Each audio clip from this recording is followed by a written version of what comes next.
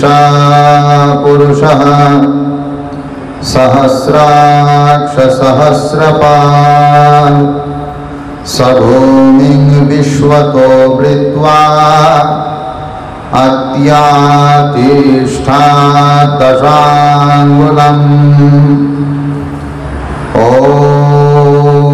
सहना भवतु सहनौ भुनक्तु सह वीर्यं करवावहै तेजस्विनावधीतमस्तु मा विद्विषावहै। ॐ मधुवातरितयते मधुक्षरन्ति सिन्धवः माद्वीर्णसन्तोषधीः मधुनक्तमोदशो मधुमत्पार्थिवं रजः मधुद्यौरस्तु नः पीता मधुमान्न वनस्पतिर्मधुमा अस्तु सूर्य माद्वीर्गावो भवन्तु नः। ॐ भद्रं कर्णभिः शृणुयाम देवाः भद्रं पश्यमाक्षभिर्यजत्राः स्थिरैरङ्गैस्तष्टुवांसस्तनुभिः वशेम देवहितं यदायुः।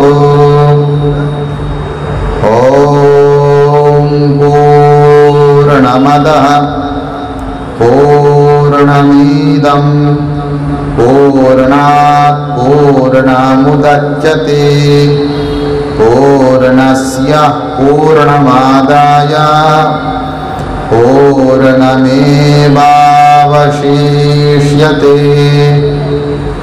ॐ सदसदभेदतीतं परमपुरुषमेकं तारयितोमवतीर्णं निखिलमानवकूलं धृतसहजसमाधिमानन्दघनमूर्तिं प्रेमविगलितचित्तं नमामि श्री श्री अनुकूलचंद्रम।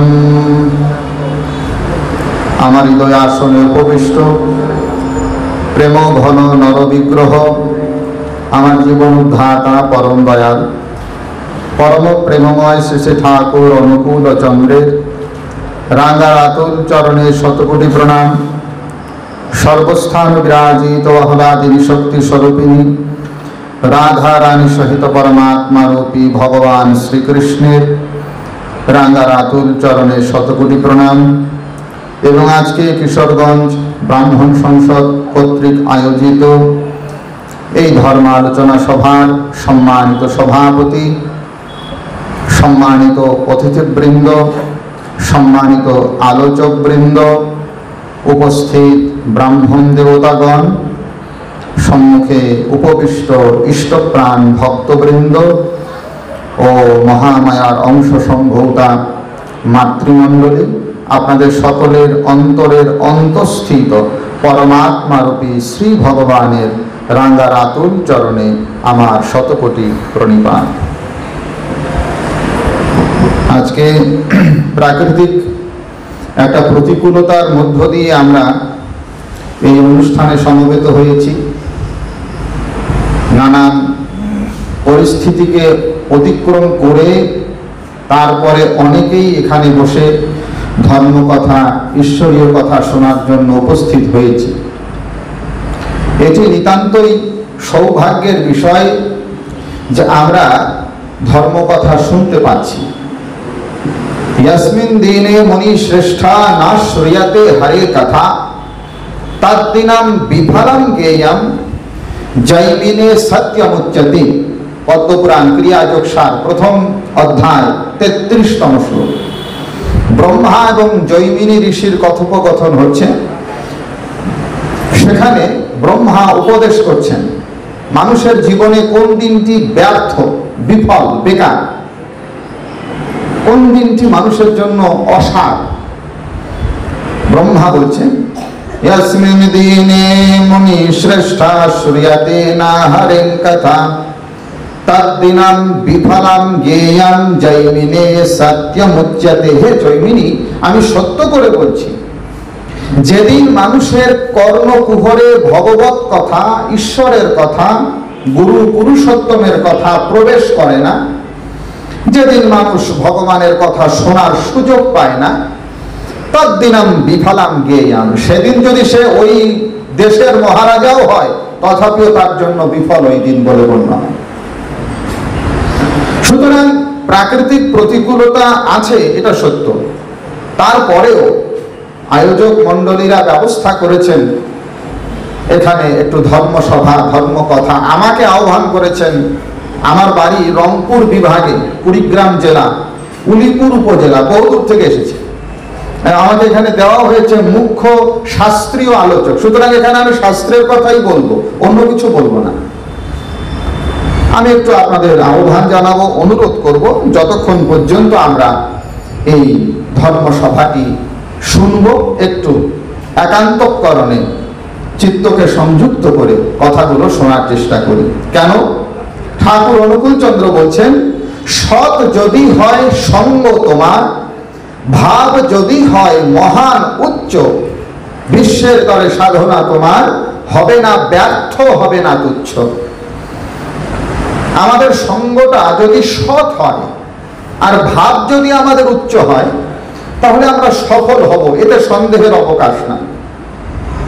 কেননা মানুষের যে স্বাভাবিক অন্তঃকরণ বা প্রবৃত্তি বা চিত্তবৃত্তি, এর স্বভাবই হলো যেমন সঙ্গে আপনি এই মনকে রাখবেন, আপনি চান বা না চান, আপনার সমস্ত অন্তঃকরণ, আপনার সমস্ত ব্যক্তিত্ব সেই রকম ভাবে, সেই রকম রঙে রাঙিয়ে যাবে।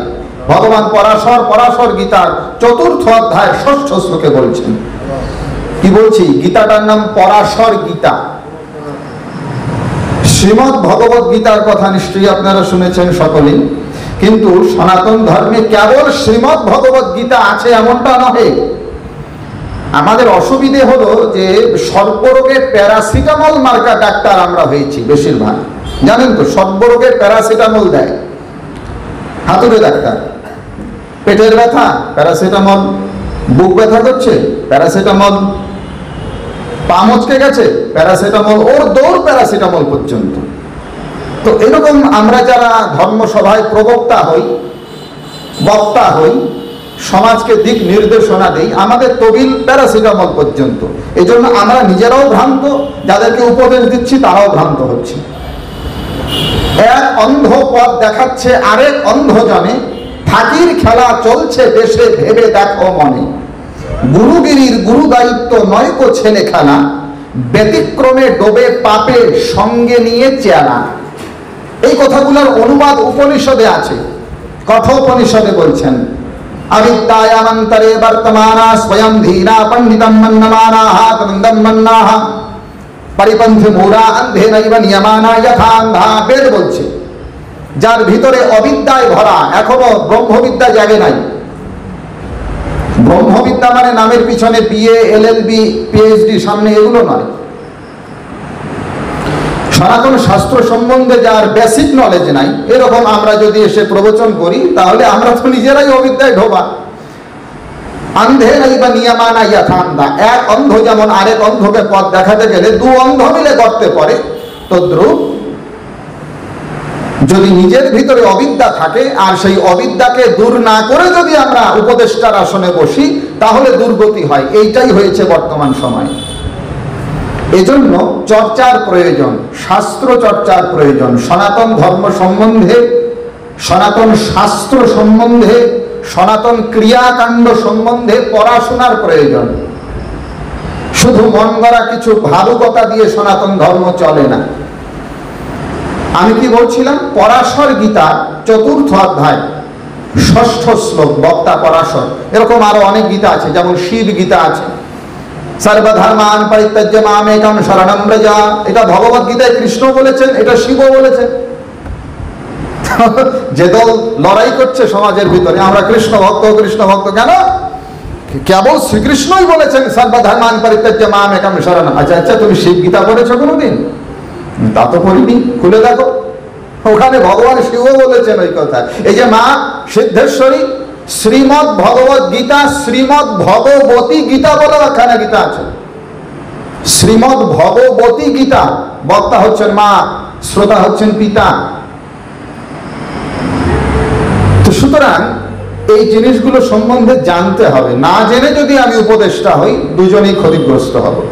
পরাশর বলছেন ইয়াদৃশেন হি বর্ণেনা ভাব্যতে শুক্লম অম্বরম তাদৃশম কুরুতে রূপম এততেবমে হিমে। ধরুন একদিকে একটা সাদা রঙের গামলা আছে, চৌবাচ্চা আছে, আর একটা লাল রঙের, আর আমার কাপড়টা হচ্ছে সাদা। তো একদিকে লাল আছে, একদিকে কালো আছে। যদি সাদা কাপড়টাকে লাল গামলায় চুবিয়ে দেই, এটা অটোমেটিক্যালি লাল হয়ে যাবে। এটাকে যদি কালো গামলায় চুবিয়ে দেই, অটোমেটিক্যালি কালো হয়ে যাবে। মুখ দিয়ে বলতে হবে না কিন্তু, বা আমি যদি মনে মনে না চাই তাহলেও হবে না, কেন রঙের প্রভাবে এটা প্রভাবিত হবেই। পরাশর মুনি বলছেন তার দৃশ্যম কুরুতে রূপম এততেবমে হিমে।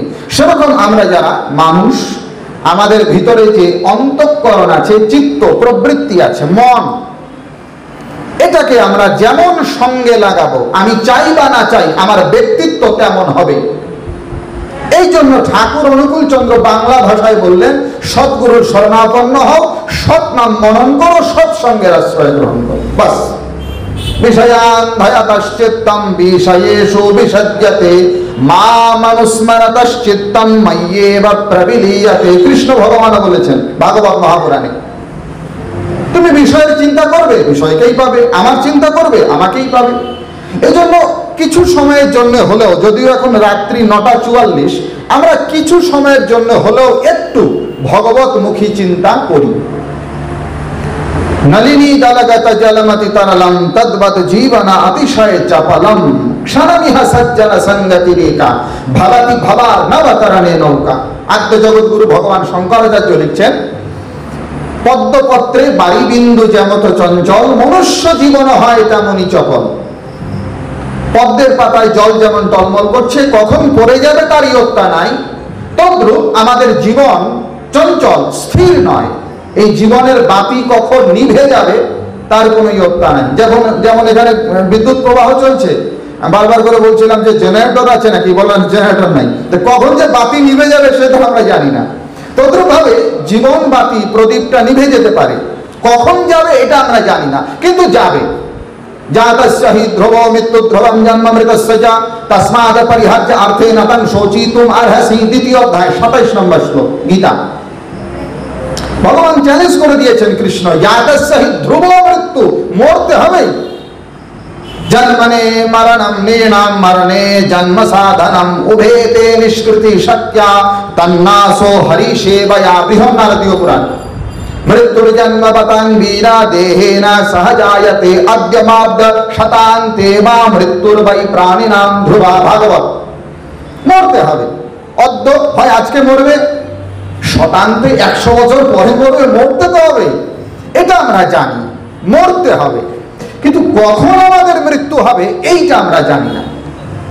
মৃত্যু আমাদের হবে, যারা মৃত্যু হি ভোগানাং খাদিতারৌ বৃকারি বা বলিনাম দুর্বলানাঞ্চ রস্বানাম মহদামপি ন কশ্চিৎ জাত্যতিক্রমে যারা মৃত্যু হি মানবঃ আপি সাগর পর্যন্তং বিজিত্যমাম বসুন্ধরা। মহাভারত শান্তি পর্ব বলছে, কেউ যদি এমন ক্ষমতা লাভ করে গোটা পৃথিবীর সমস্ত প্রাণী ওই একটা ব্যক্তির কথায় ওঠে বসে, তথাপিও তাকে মরতে হবে। কিন্তু মৃত্যুর সময়টা আমরা জানি না। এজন্য ধর্ম যদি করতে হয় তাহলে সময় করে হবে না, এটা ভুল ধারণা হিন্দুদের। প্রথম এটা মাথায় বুঝে নেন। হিন্দু ছেলে মেয়েদের আমরা বলছি এখনো সময় হয়নি, কেবল ম্যাট্রিকুলেশনটা পার হয়েছে, ভালো একটা কলেজে যায়, কলেজে হবে, ভালো একটা বিশ্ববিদ্যালয় থেকে বের হয়ে আসুক, বিশ্ববিদ্যালয় থেকে বের আসুক, ভালো একটা চাকরিতে সেটেলড হোক, সেটেলড হওয়ার পরে বিয়েটা হোক, বিয়েটা হওয়ার পরে থিতু হোক। এইভাবে ধর্ম হবে না, হবেই না, আপনি শুরুই করতে পারবেন না। बालयहं यावदिच्छामि करिष्ये श्रेयसे युवा युवाहं वार्धकं प्राप्ते करिष्यामि आत्मनो हितं वृद्धोऽहं मम कर्माणि समस्तानि न गोचरे किं करिष्यामि मन्दात्मा समर्थेन न यत्कृतं। विष्णु पुराण কি বলে বালয়হম, যারা কিশোর কিশোরী আছে এরা বলে বালয়হম ইয়াবদিচ্ছামি কারিষ্যে শ্রেয়সে, এখনো সময় হয়নি, খেলাধুলোর বয়স, পড়াশোনার বয়স, কারিষ্যে শ্রেয়সে ইউয়া ইউয়া। যুবক হলে তবে গীতাটা পড়া শুরু করব, দীক্ষাটা নেওয়া শুরু করব, ত্রিসন্ধ্যা করব, বয়স। যুবকরা কি বলে যুবাহম বার্ধকম প্রাপ্তে, এখন আমার সংসারের দায়িত্ব, এখন আমাকে ইনকাম করতে হবে। বার্ধকম প্রাপ্তে, বুড়ো হলে ধর্ম করব, একটু থিতু হয়নি, রিটায়ারমেন্টের পরে ধর্ম করব। ধর্ম কাকে বলে দেখিয়ে দেব। আর বৃদ্ধরা কি বলে বৃদ্ধোয়াহম মম কর্মাণি সমস্তানি ন গোচরে, বাবা আমার তো এখন শরীরই চলে না, এখন আর ধর্ম করে কি হবে। হ্যাঁ, হেদম দুরাশয়া ক্ষিপ্ত মানসঃ পুরুষঃ সদা শ্রেয়সা বিমুখম যাতা ন কদাচিৎ শ্রেয়ঞ্জিতঃ। বলে এইভাবেই বারবার পুনরপি জননম পুনরপি মরণম পুনরপি জননী জঠরে শয়নম, বারবার ঘুরতে হচ্ছে। এই জন্য ঠাকুর অনুকূল চন্দ্র বাংলায় ছোট্ট একটা বাণী দিয়ে বলছেন, সময় কিন্তু রয় না বসে, চলছে কেবল অবিরল, করণীয় যা এক্ষুনি কর, ভবিষ্যে যদি চাস সুফল। ধর্ম যদি করতে হয় এখনই করো, যদি ভালো কিছু করতে হয় এখনই করো, সময় বসে থাকবে না। ধর্মই আমাদের সহায়, আর কেউ সহায় নয়। না পুত্রহি সাহার্থায়ম পিতা মাতা চ তিষ্ঠতঃ, না পুত্র দারাং না জ্ঞাতি ধর্মস্তিষ্ঠতি কেবল। হ্যাঁ, আমাদের ছেলে, আমাদের স্ত্রী, আমাদের বন্ধু বান্ধব, এরা আমাদেরকে সাপোর্ট যে দেয় না তা বলা যায় না, দেয়। আমাদের স্ত্রীও আমাদেরকে সহযোগিতা করে, ছেলেরাও সহযোগিতা করে, এই সত্য। কিন্তু মনু ভগবান মনু সংহিতার 4র্থ অধ্যায় চ্যালেঞ্জ করে বলছেন, না পুত্রহি সাহার্থায়ম পিতা মাতা চ তিষ্ঠতঃ। চিরদিন তোমার বাবা তোমাকে সহায়তা করবে না, না তোমার মা সহায়তা করবে, ন পুত্র তোমার ছেলেও করবে না, ন দ্বারা তোমার বউও করবে না। যার জন্য মর ভেবে সে কি তোমার সঙ্গে যাবে, সেই প্রেয়সী দেবে ছড়া, অমঙ্গল হবে বলে ভেবে দেখ মন কেউ কারো নয়, মিছে ভ্রম ভূমণ্ডলে। শ্যামা সঙ্গীত। ভুলো না দক্ষিণা কালী বদ্ধ হয়ে মায়া জালে, এগুলো আমরা শুনি কীর্তন, কিন্তু আমাদের বিশ্বাস নাই। আমরা অনেক শুনি ক্যাসেটে, টিভিতে, মাঝে মাঝে মাথাও একটু দুলাই। আসিতে হবে মোর বারে বারে এই না ভবের মাঝারে, এগুলো আমরা শুনি, কিন্তু এগুলো তো কোনো বিশ্বাস নাই আমাদের। খাচ্ছি যাচ্ছি, বেশ আছে। ঠাকুর রামকৃষ্ণ পরমহংসদেব বলছেন, পাঠাকে বলি দেওয়ার আগে সুন্দর করে কচি কচি কাঁঠালের পাতা খেতে দেওয়া হয়। ও খুব আরাম করে খায়, জানে না কিছুক্ষণ পরে বলির খাড়া ওর গলায় নামবে। তদ্রূপ বিষয়ী জীব খুব মৌজ মস্তিতে আছে, কিন্তু ও জানে না কিছুক্ষণ পরে ওর ভাগ্যে কি আছে। ভগবান কৃষ্ণ বলছেন এইভাবে মানবেত্য কৌন্তায়া, আমাকে না পাইয়া বারবার আসুরি জনি বারবার জন্ম মৃত্যু হচ্ছে। এজন্য ধর্মই আমাদের সহায়, ধর্ম করতে হবে। ধর্ম মানে কি? ধর্ম মানে শুধু আগুন নাগুন গুড়াগুন সাজে এগুলো নয়, কিন্তু ধর্ম সম্বন্ধে একটা বিদঘুটে ধারণা আছে হিন্দু সমাজে, এটাকে বুঝতে হবে। বিদঘুটে ধারণা মানে কি না, ধর্ম মানে আমরা মনে করি বিশেষ কিছু পোশাক আশাক করে, বিশেষ কিছু চিহ্ন ধারণ করে, বিশেষ কোনো পরিবারের সঙ্গে সম্পর্ক ছিন্ন করে, বিশেষ কোনো মঠ মন্দিরে অথবা পাহাড়ের গুহায় বসে চোখ বন্ধ করে থাকা, এটাই ধর্ম। এই জন্য ধর্মের প্রতি আমাদের ভয় আছে। সর্বনাশ, ছেলেটা যদি এরকম হয়ে যায়, মেয়েটা যদি এরকম হয়ে যায়, কিন্তু এগুলো ধর্ম নয়। ধর্মের সঙ্গে কোনো সম্পর্কই নাই এদের, কারণ ধর্ম বলতে আমরা বুঝি না, সব আজগুবি ধর্ম ধারণা। ধর্ম কি? ঠাকুর অনুকূল চন্দ্র বাংলায় বলছেন, যে আচরণ বাক্য কর্ম বাঁচা বাড়ার উৎস হয় তাকেই জানিস ধর্ম বলে, নইলে ধর্ম কিছুই নয়। এই কথাটাই ভগবান মনু সংহিতায় বললেন, আচারো পরমো ধর্মা শ্রুতুক্ত স্মর্তমে বাচা। মনু সংহিতা প্রথম অধ্যায় 108 নাম্বার শ্লোক। ধর্ম আর কিছু নয়, যা করলে আপনি ভালো থাকবেন, পারিপার্শ্বিক ভালো থাকবে, অন্য বাঁচায় নিজে থাকে, ধর্ম বলে জানিস তাকে।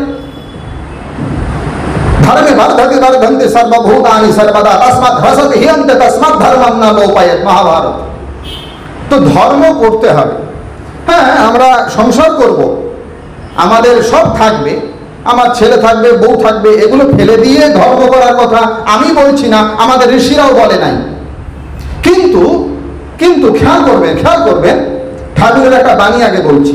তিনি বলছেন, বহুর সেবায় দিন খোয়ালি চলল জীবন বেমালুম, এক স্বার্থী না হওয়াতে জীবন হলো শুধু জুলুম। ধরুন আপনার একটা চেক বুক আছে, চেক বুকে আপনি 0,0,0,0,0,0,0 বসিয়ে দিয়েছেন চেকের পাতায়, 0,0,0,0,0 অনেকগুলো শূন্য বসিয়েছেন, কিন্তু অনেকগুলো শূন্য বসানোর পরেও যদি ওই চেকের পাতাটা ব্যাংকে দেন, একটা পয়সা আপনাকে দেবে না।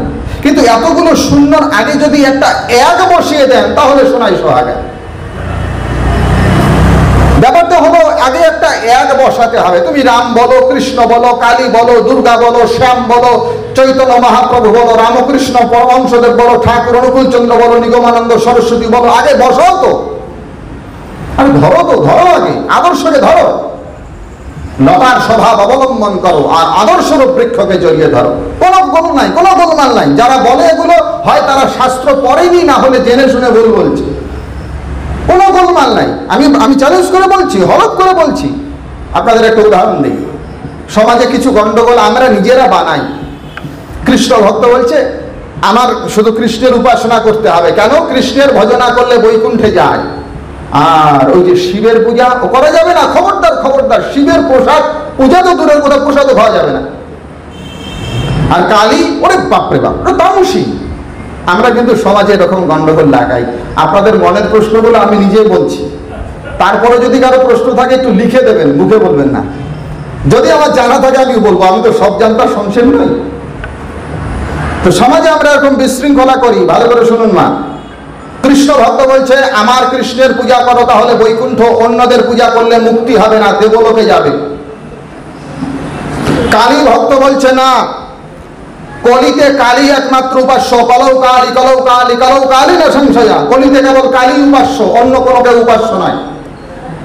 শিব ভক্ত বলছে না, শিব পুরাণ খুলে দেখো, লেখা আছে কলিতে একমাত্র দেবতা হচ্ছেন ভগবান নীল লোহিত শম্ভু। কিসের কৃষ্ণ? লেগে গেল গন্ডগোল। কৃষ্ণ ভক্ত বলছে আমারটা ঠিক, কালী ভক্ত বলছে আমারটা ঠিক। এইসব এগুলো কেন হচ্ছে? কারণ এই যে যারা গন্ডগোলগুলো করছে, এরা কমপ্লিটলি সম্যকভাবে কোনো পুরাণই করেনি, আগাতো গোড়া। একটা পুরাণের এক অংশ যেখানে দেখছে শ্রীকৃষ্ণই সর্বোত্তম, কৃষ্ণস্তু ভগবান স্বয়ং ভাগবতে বলছে, ওই ভাগবতের যদি আগাগোড়া পড়তো তাহলে সে বলতে পারতো না শিবের প্রসাদ খাইও না, কারণ ওই ভাগবতেই লেখা আছে শিব পরমেশ্বর। যে পদ্মপুরাণে লেখা আছে অন্য দেবতার পূজা করিও না, কোন ব্যক্তি যদি পদ্মপুরাণের 60টা খণ্ড পুরো আগাগোড়া পড়ে, সে বলতে পারবে না এই কথা। আমি একটা শ্লোক বলছি, একটু মনোযোগ দিয়ে শুনবেন। এই শ্লোকের বক্তা হচ্ছেন কৃষ্ণ। শ্রীকৃষ্ণকে মানেন কারা? একটু হাত তুলবেন তো। মায়েরা মানেন না, আচ্ছা। ভগবান শ্রীকৃষ্ণের এটা বক্তব্য, ঝগড়া করবেন না। যারা ঝগড়া করছেন, কৃষ্ণ বলছে আমারটা বড়, কালী ভক্ত বলছে আমারটা বড়, এইসব আপনাদের জন্য কৃষ্ণের ভগবানের একটা প্রেসক্রিপশন দিচ্ছি আমি। পদ্মপুরাণ উত্তরখণ্ড, বক্তা ভগবান শ্রীকৃষ্ণ। তিনি বলছেন শৈবা সৌরাশ্চ গানেশা বৈষ্ণবা শক্তি পূজকাঃ মামেব প্রাপ্নুবন্তিহ বর্ষাম্ভসাগরম যথা একয়হম পঞ্চধা জাতো ক্রীড়য়েন্নামভিকিলঃ দেবদত্ত যথা কশ্চিৎ পুত্রাদ্যহবান নামভি। বক্তা হলেন শ্রীকৃষ্ণ। বাংলা মানে কি? ভগবান কৃষ্ণ বলছেন শৈবাহা, শৈবা মানে ওই যে ওখানে গিয়ে যারা শিবের পুজো করে, শিবের উপাসক, এদেরকে বলে শৈব।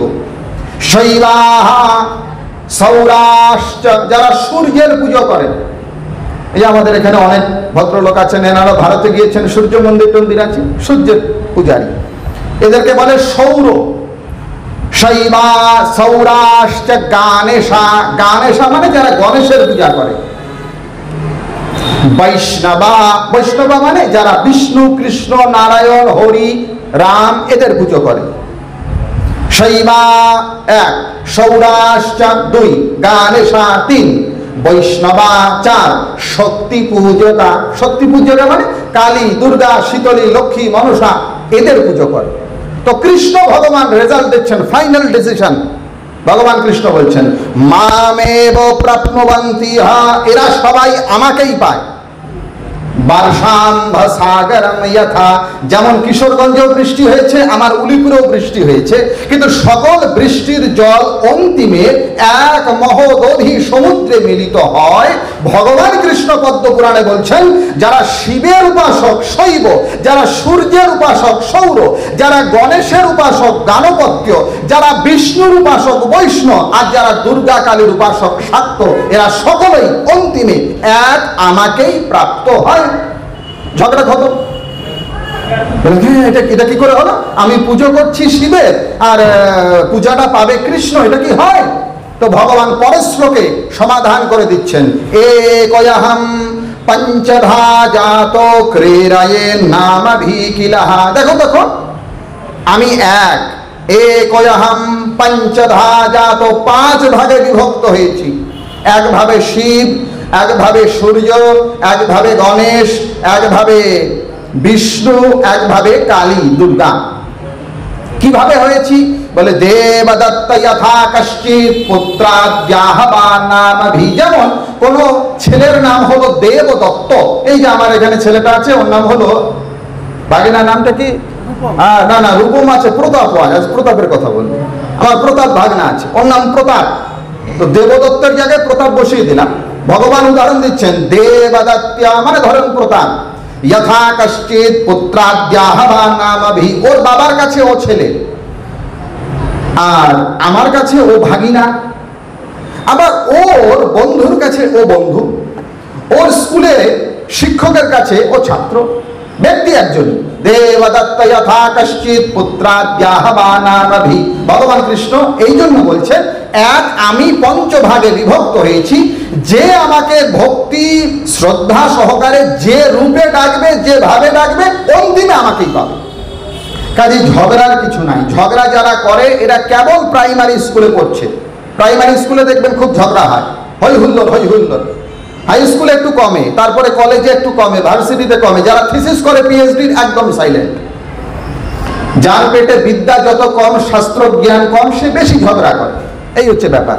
তো ঝগড়ার কিছু নাই। ভগবান এক অখণ্ড সত্তা, তার অনন্ত নাম আছে। হ্যাঁ, আপনারা বলতে পারেন যে এই সব কারণেই তো হিন্দু ধর্মের পতন হয়েছে। যদি একটা থাকতো, আপনারা নিশ্চয়ই শুনেছেন আলোচনায়, ওনারা চমৎকার কথা বলেছেন। ওনারা যা ভুল বলেছেন তা আমি বলছি না, এটা আমাদের আম হিন্দুদের মনের কথা।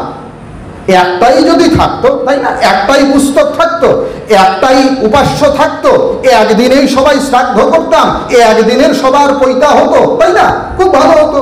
এই এতগুলো হয়েই তো গন্ডগোলটা হয়েছে। এর উত্তরটা কি? ভগবান গীতায় বলছেন, খুব চমৎকার করে রহস্য করে বলছেন, যত্তদগ্রে অমৃতোপমম পরিণামে বিষামিবা তৎসুখম রাজসা স্মৃতম, যত্তদগ্রে বিষামিবা পরিণামে অমৃতোপমম তৎসাত্বিকম সুখম স্মৃতম। দুই প্রকারের সুখ আছে, সাত্বিক এবং রাজসিক।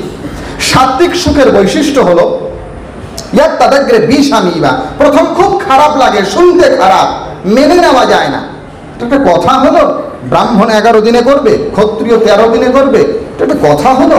এটা বৈষম্যমূলক কথাবার্তা।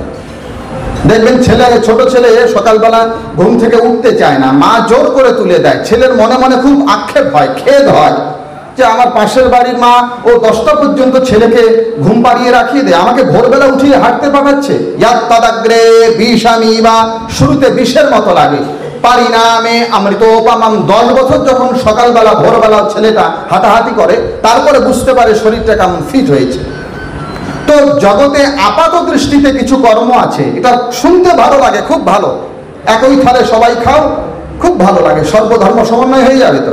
একই থালে খাও, সবার রং লাল, তোমার রং লাল, আমার রং লাল, তাই না? এই করে করেই তো মুন্নি, সাহা, জরিনা বেগম হয়। তো বিষয়গুলো বুঝতে হবে। সনাতন ধর্মের বৈশিষ্ট্য হচ্ছে येनास्य पितरो याता येन याता पीतामह तेन यायात सतां मार्गम तेन गच्छन् नरिष्यते। मनुस्मृति। जेनास्य पितरो याता, পূর্ব পূর্ব ঋষিরা, গোত্র প্রবর্তক ঋষিরা যারা ত্রিকালদর্শী, তারা যে শাশ্বত বিধান প্রণয়ন করেছেন তার কোনো পরিবর্তন হয় না। এই জন্য এই ধর্মের নাম সনাতন, চিরন্তন। যা আগে ছিল না এখন হলো ওটা সনাতন নয়। আমি কি বলছিলাম, আমাদের ধর্মশাস্ত্র অনুসারে ধর্মের আমাদের প্রতি একাত্ম মমতা থাকা প্রয়োজন। এই কারণে ধর্মই আমাদের প্রকৃত সহায়। কিন্তু ধর্ম নিয়ে তো গন্ডগোল আছে সমাজে, সব জায়গায় গন্ডগোল। এ দল বলছে আমারটা ঠিক, ওই দল বলছে আমারটা ঠিক, ওই দল বলছে আমারটা ঠিক। গন্ডগোল তো আছে, এর সমাধানটা কি? বিশৃঙ্খলা তো আছেই সমাজে, সমাধানটা কি? সমাধানটা কৃষ্ণ ভগবান দিয়েছেন। আমি একটু আগে আপনাদের হাত তুলালাম কেন? একটু দেখলাম কৃষ্ণকে কারা কারা মানেন। যেহেতু সবাই মানেন তাহলে আমার বলতে সুবিধা হবে। সমাধানটা কৃষ্ণ দিয়েছেন কোথায়? শ্রীমদ্ ভগবত গীতার অধ্যায় 16 শ্লোক 23 এবং 24। কৃষ্ণ ভগবান বহু আগে জানতেন এসব হবে, এজন্য তিনি সমাধান দিয়েছেন। তিনি বললেন, ইয়াহা শাস্ত্র বিধিমুৎসৃজ্য वर्तते कामकारतः न स सिद्धिमवाप्नोति न सुखं न परां गतिं तस्माद् शास्त्रं प्रमाणं ते कार्याकार्यवस्थितौ ज्ञात्वा शास्त्रविधानोक्तं कर्म कर्तुमिहार्हसि। অধ্যায় 16 শ্লোক 23-24 গীতা। কি বলছে না? ভগবান কৃষ্ণ অর্জুনকে বলছেন, অর্জুন শোনো শোনো, ইয়াহা শাস্ত্র বিধিমুৎসৃজ্য বর্ততে কামকারতঃ। যে সমস্ত ব্যক্তি শাস্ত্র বিধিকে না মেনে, শাস্ত্রের ধার ধারে না, নিজের ইচ্ছা মতো স্বেচ্ছাচারী হয়ে তার কর্তব্য কর্ম করে, ভগবান কৃষ্ণ বলছেন না সা সিদ্ধিমবাপ্নতি, সে কখনো সিদ্ধি প্রাপ্ত করতে পারে না। না সুখম, তার এই পৃথিবীতে সুখ প্রাপ্তিও হয় না। না পরাম গতিম, এবং মৃত্যুর পরে উৎকৃষ্ট গতিও হয় না। তিনটা কথা বলছেন। নাম্বার 1, ইহা শাস্ত্র বিধিমুৎসৃজ্য বর্ততে কামকারতঃ না সা সিদ্ধিম, সে যে কর্ম করছে তাতে সিদ্ধি প্রাপ্ত হয় না। নাম্বার 2, না সুখম, সে কখনো সুখ প্রাপ্তি করতে পারে না। নাম্বার 3, না পরাম গতিম, পরাম গতিম মানে উৎকৃষ্ট গতি তার হয় না। তাহলে কি করতে হবে? পরের শ্লোকে কৃষ্ণ বলছেন, তস্মাদ শাস্ত্রম প্রমাণম তে কার্যাকার্যাব্যবস্থিতৌ জ্ঞাত্বা শাস্ত্র বিধানোক্তম কর্ম কর্তুমিহার্হসি। তাই হে অর্জুন, তস্মাদ শাস্ত্রম প্রমাণম তে, শাস্ত্রই হলো প্রমাণ। যেমন বাংলাদেশ চলে, বাংলাদেশ সরকার চলে বাংলাদেশের সংবিধানের উপর। সংবিধানকে বাদ দিয়ে এই সরকার চলবে না। সংবিধানের বাইরে আপনি যতই আন্দোলন করেন, যদি যেটা সংবিধান সম্মত না হয়, ওই আন্দোলনে কোনো ফল হবে না। তদ্রূপ ভাবে ভাগবতীয় রাজ্যের একটা সংবিধান আছে, ওকে বলে শাস্ত্র। কৃষ্ণ বললেন তস্মাদ শাস্ত্রম প্রমাণম তে, শাস্ত্রই প্রমাণ। একটু খেয়াল করে দেখবেন কথাটা, ভগবান কিন্তু বলেননি আমি প্রমাণ। ভগবান বলেননি মামা প্রমাণম, আমি প্রমাণ, এটা বলেনি। তস্মাদ শাস্ত্রম প্রমাণম, শাস্ত্রই প্রমাণ। কিসের জন্য? কার্যাকার্যাব্যবস্থিতৌ, তুমি কি করবে, তোমার কি কার্য আর কি অকার্য, মানে কি কর্তব্য আর কি বর্জনীয় অকর্তব্য, তার একমাত্র প্রমাণ হচ্ছে শাস্ত্র। এজন্য শাস্ত্রের বিরুদ্ধে যদি কোন ঋষি মহর্ষিও বলে তথাপিও মান্য নহে। শাস্ত্রম প্রমাণন্তে। পদ্মপুরাণে লেখা আছে, একবার ভগবান শ্রী রামচন্দ্র তার পিতৃতর্পণ আদি ক্রিয়া করছেন। পিতৃতর্পণ ক্রিয়া করার সময় সাক্ষাৎ তার পিতা দশরথ উপস্থিত হলেন এবং বললেন আমার হস্তে পিণ্ড প্রদান করো। ব্রাহ্মণগণ বলছেন কুশে পিণ্ড প্রদান করো, দর্ভে পিণ্ড প্রদান করো। সাক্ষাৎ দশরথ আদেশ করছেন আমার হস্তে দাও, আর ঋষিরা বলছেন দর্ভে কুশে পিণ্ড প্রদান করো।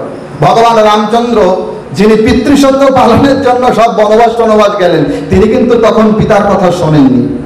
তিনি দর্ভে পিণ্ড প্রদান করলেন। দশরথ খুশি হয়ে বললেন, আমি তোমার শাস্ত্র নিষ্ঠা পরীক্ষা করছিলাম, দেখছিলাম যে তুমি শাস্ত্রনিষ্ঠ কিনা।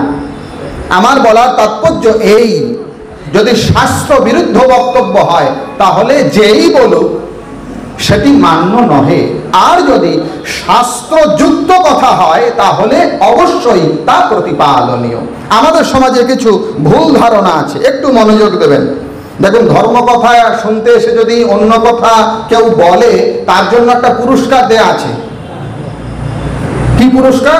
এটা বৃহৎ নারদীয় পুরাণের প্রথম অধ্যায় 75 নম্বর শ্লোকে লেখা আছে, নারদ সৎ কথা মধ্যে অন্যাত বদতি পাতকি সজাতি নরকম ঘোরম ইয়াবদা চন্দ্র তারকম। যতদিন পর্যন্ত আকাশে চন্দ্র সূর্য থাকে, যিনি সৎ কথা মধ্যে অন্য কথা প্রবচন আদি করেন তিনি ততকাল ওই নিরয়গামী হন।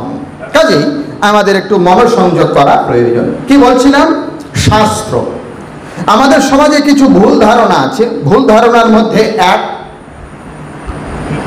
আমরা কৃষ্ণ ভক্ত, আমরা চৈতন্য মহাপ্রভুর আশ্রিত, আমরা গৌরাঙ্গ দেবের আশ্রিত, আমরা শ্রী চৈতন্য দেবের মতানুসারে চলি, অথবা আমরা অমুক মহাপুরুষের মতানুসারে চলি, অথবা আমরা অমুক অবতার বা ঋষির মতানুসারে চলি। আমাদের জন্য এত বেদ স্মৃতি পুরাণের প্রয়োজন নেই, আমাদের জন্য এগুলো প্রয়োজন নেই। এগুলো নিচু মানুষের জন্য, যারা কর্মকাণ্ডী তাদের জন্য। আমরা যেহেতু ভক্ত, এই কারণে, বিশেষ করে আমরা যেহেতু গৌর ভক্ত, এই কারণে আমাদের বেদ স্মৃতি পুরাণ আদি শাস্ত্রের কোনো প্রয়োজন নেই।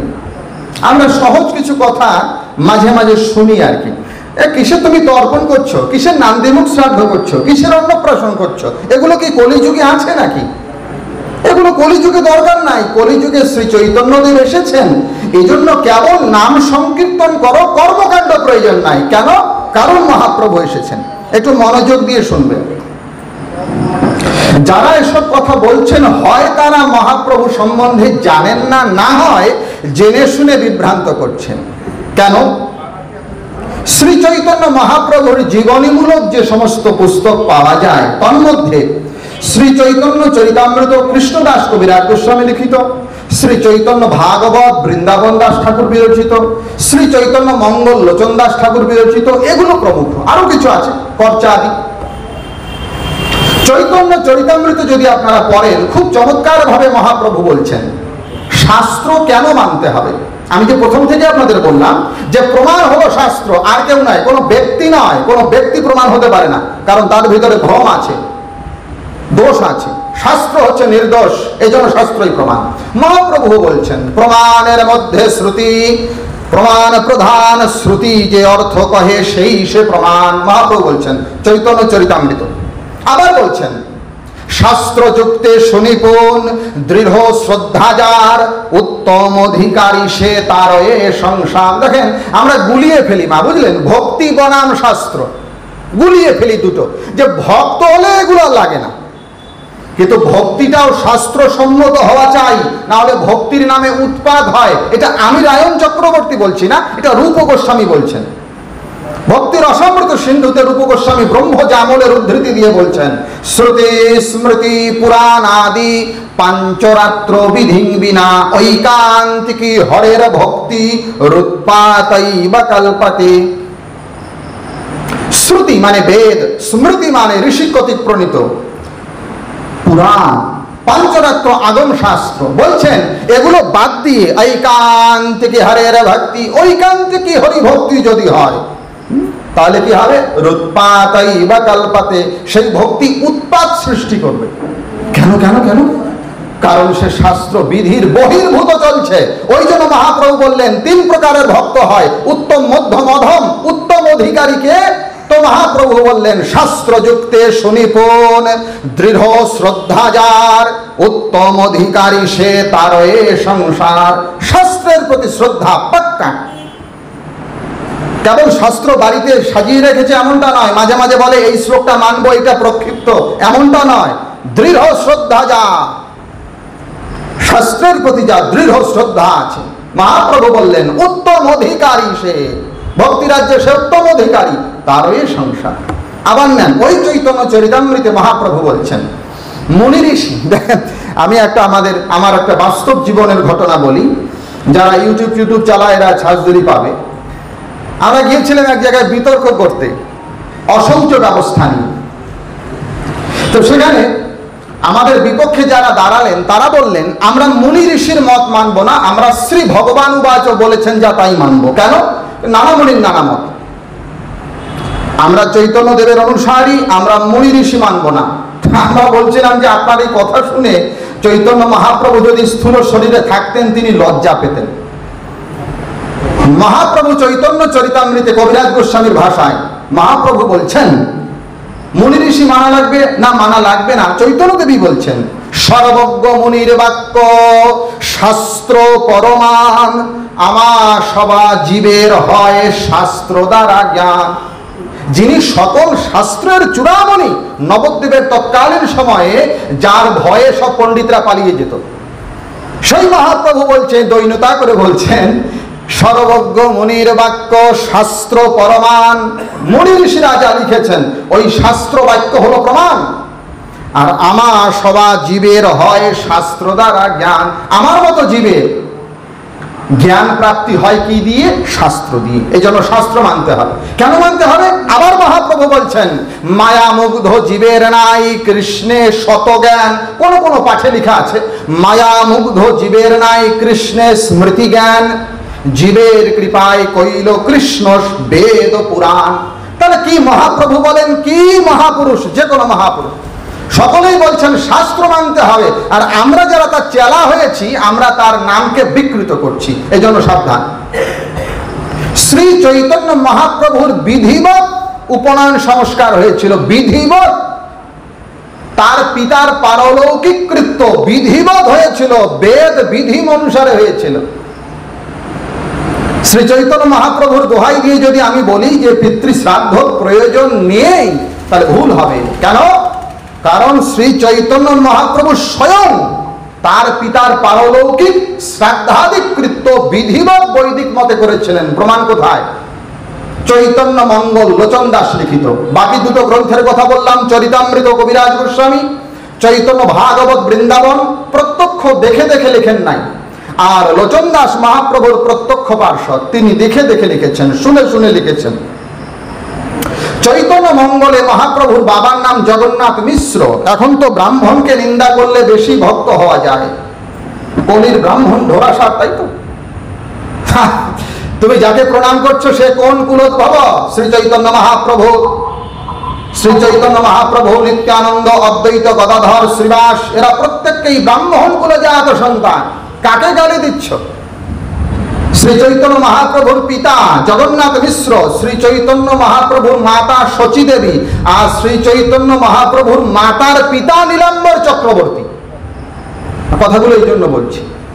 তো মহাপ্রভুর পিতা জগন্নাথ মিশ্র যখন শরীর ছাড়লেন তখন তার পারলৌকিক কৃত্য কিভাবে হলো, কে শ্রাদ্ধটা করালো, এর প্রমাণ দেখুন।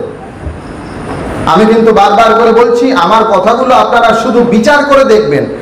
আমি কি বলছি এটা মুখ্য কথা নয়, আমি কার কথা বলছি সেটি মুখ্য। চরিতামৃতে কবিরাজ গোস্বামীর বর্ণনায় আসে নাই, এসেছে লোচন দাস ঠাকুরের চৈতন্য মঙ্গলে। সেখানে লেখা আছে মহাপ্রভুর বাবা যখন শরীর ছাড়লেন তখন তবে বেদে বিধি মতো যা ছিল বিহিত, করিলা বাপের কর্ম কুটুম্ব বেষ্টিত, পিতৃভক্ত প্রভু তবে পিতৃযজ্ঞ কইল, ক্রমে ক্রমে যথাবিধি ব্রাহ্মণের দিল, তয়াধার অন্ন ভাজনাদি দ্রব্য যত, ব্রাহ্মণের দিলা প্রভু পিতৃভক্ত, জগন্নাথ বৈকুণ্ঠ গমনেই কথা, আপনে সে দ্বিজোত্তম গৌরচন্দ্রের পিতা। খুলে দেখবেন চৈতন্য মঙ্গলে কি বলছে, কি বলছে। এই যে একটু আগে আপনারা একটা কথা শুনলেন না, এই বলছে এই মত, এ বলছে ওই মত। কোন মত? মহাপ্রভুর বাবা শ্রাদ্ধের দিকে লক্ষ্য করুন। তবে বেদ বিধি মতো, যাহা বেদ বিধি মতে আছে সেটা করতে হবে। ধর্ম বেদ প্রণীত, বেদ প্রণীত ধর্ম হি ধর্মস্তদ বিপর্যয়, বেদ নারায়ণ সাক্ষাৎ। স্বয়ংভূরিতি সুশ্রমা ভাগবত 6ষ্ঠ স্কন্ধের প্রথম অধ্যায় 40 নম্বর শ্লোক। যারা বলছেন যে আমাদের বেদের প্রয়োজন নাই, বেদোক্ত কর্মকাণ্ডের প্রয়োজন নাই, কেন আমরা ভক্ত, আমরা বৈষ্ণব, তারা ভুল বলছেন। কারণ ভক্তের চূড়ামণি, ভক্তের হৃদয়ের ধন ভাগবত মহাপুরাণে উদ্ঘোষ করা আছে। না আচারেত যস্তু বেদোক্তম স্বয়মজ্ঞা জিতেন্দ্রিয়ঃ বিকর্মণা হি অধর্মেণ মৃত্যুমুপৈতি সা। 11তম স্কন্ধ ভাগবত। যারা বেদ বিহিত কর্মকে পরিত্যাগ করে তারা বিকর্মী হয়, অধর্মী হয়, মৃত্যুর পরে ঘোরতর নরকে যায়। কেন?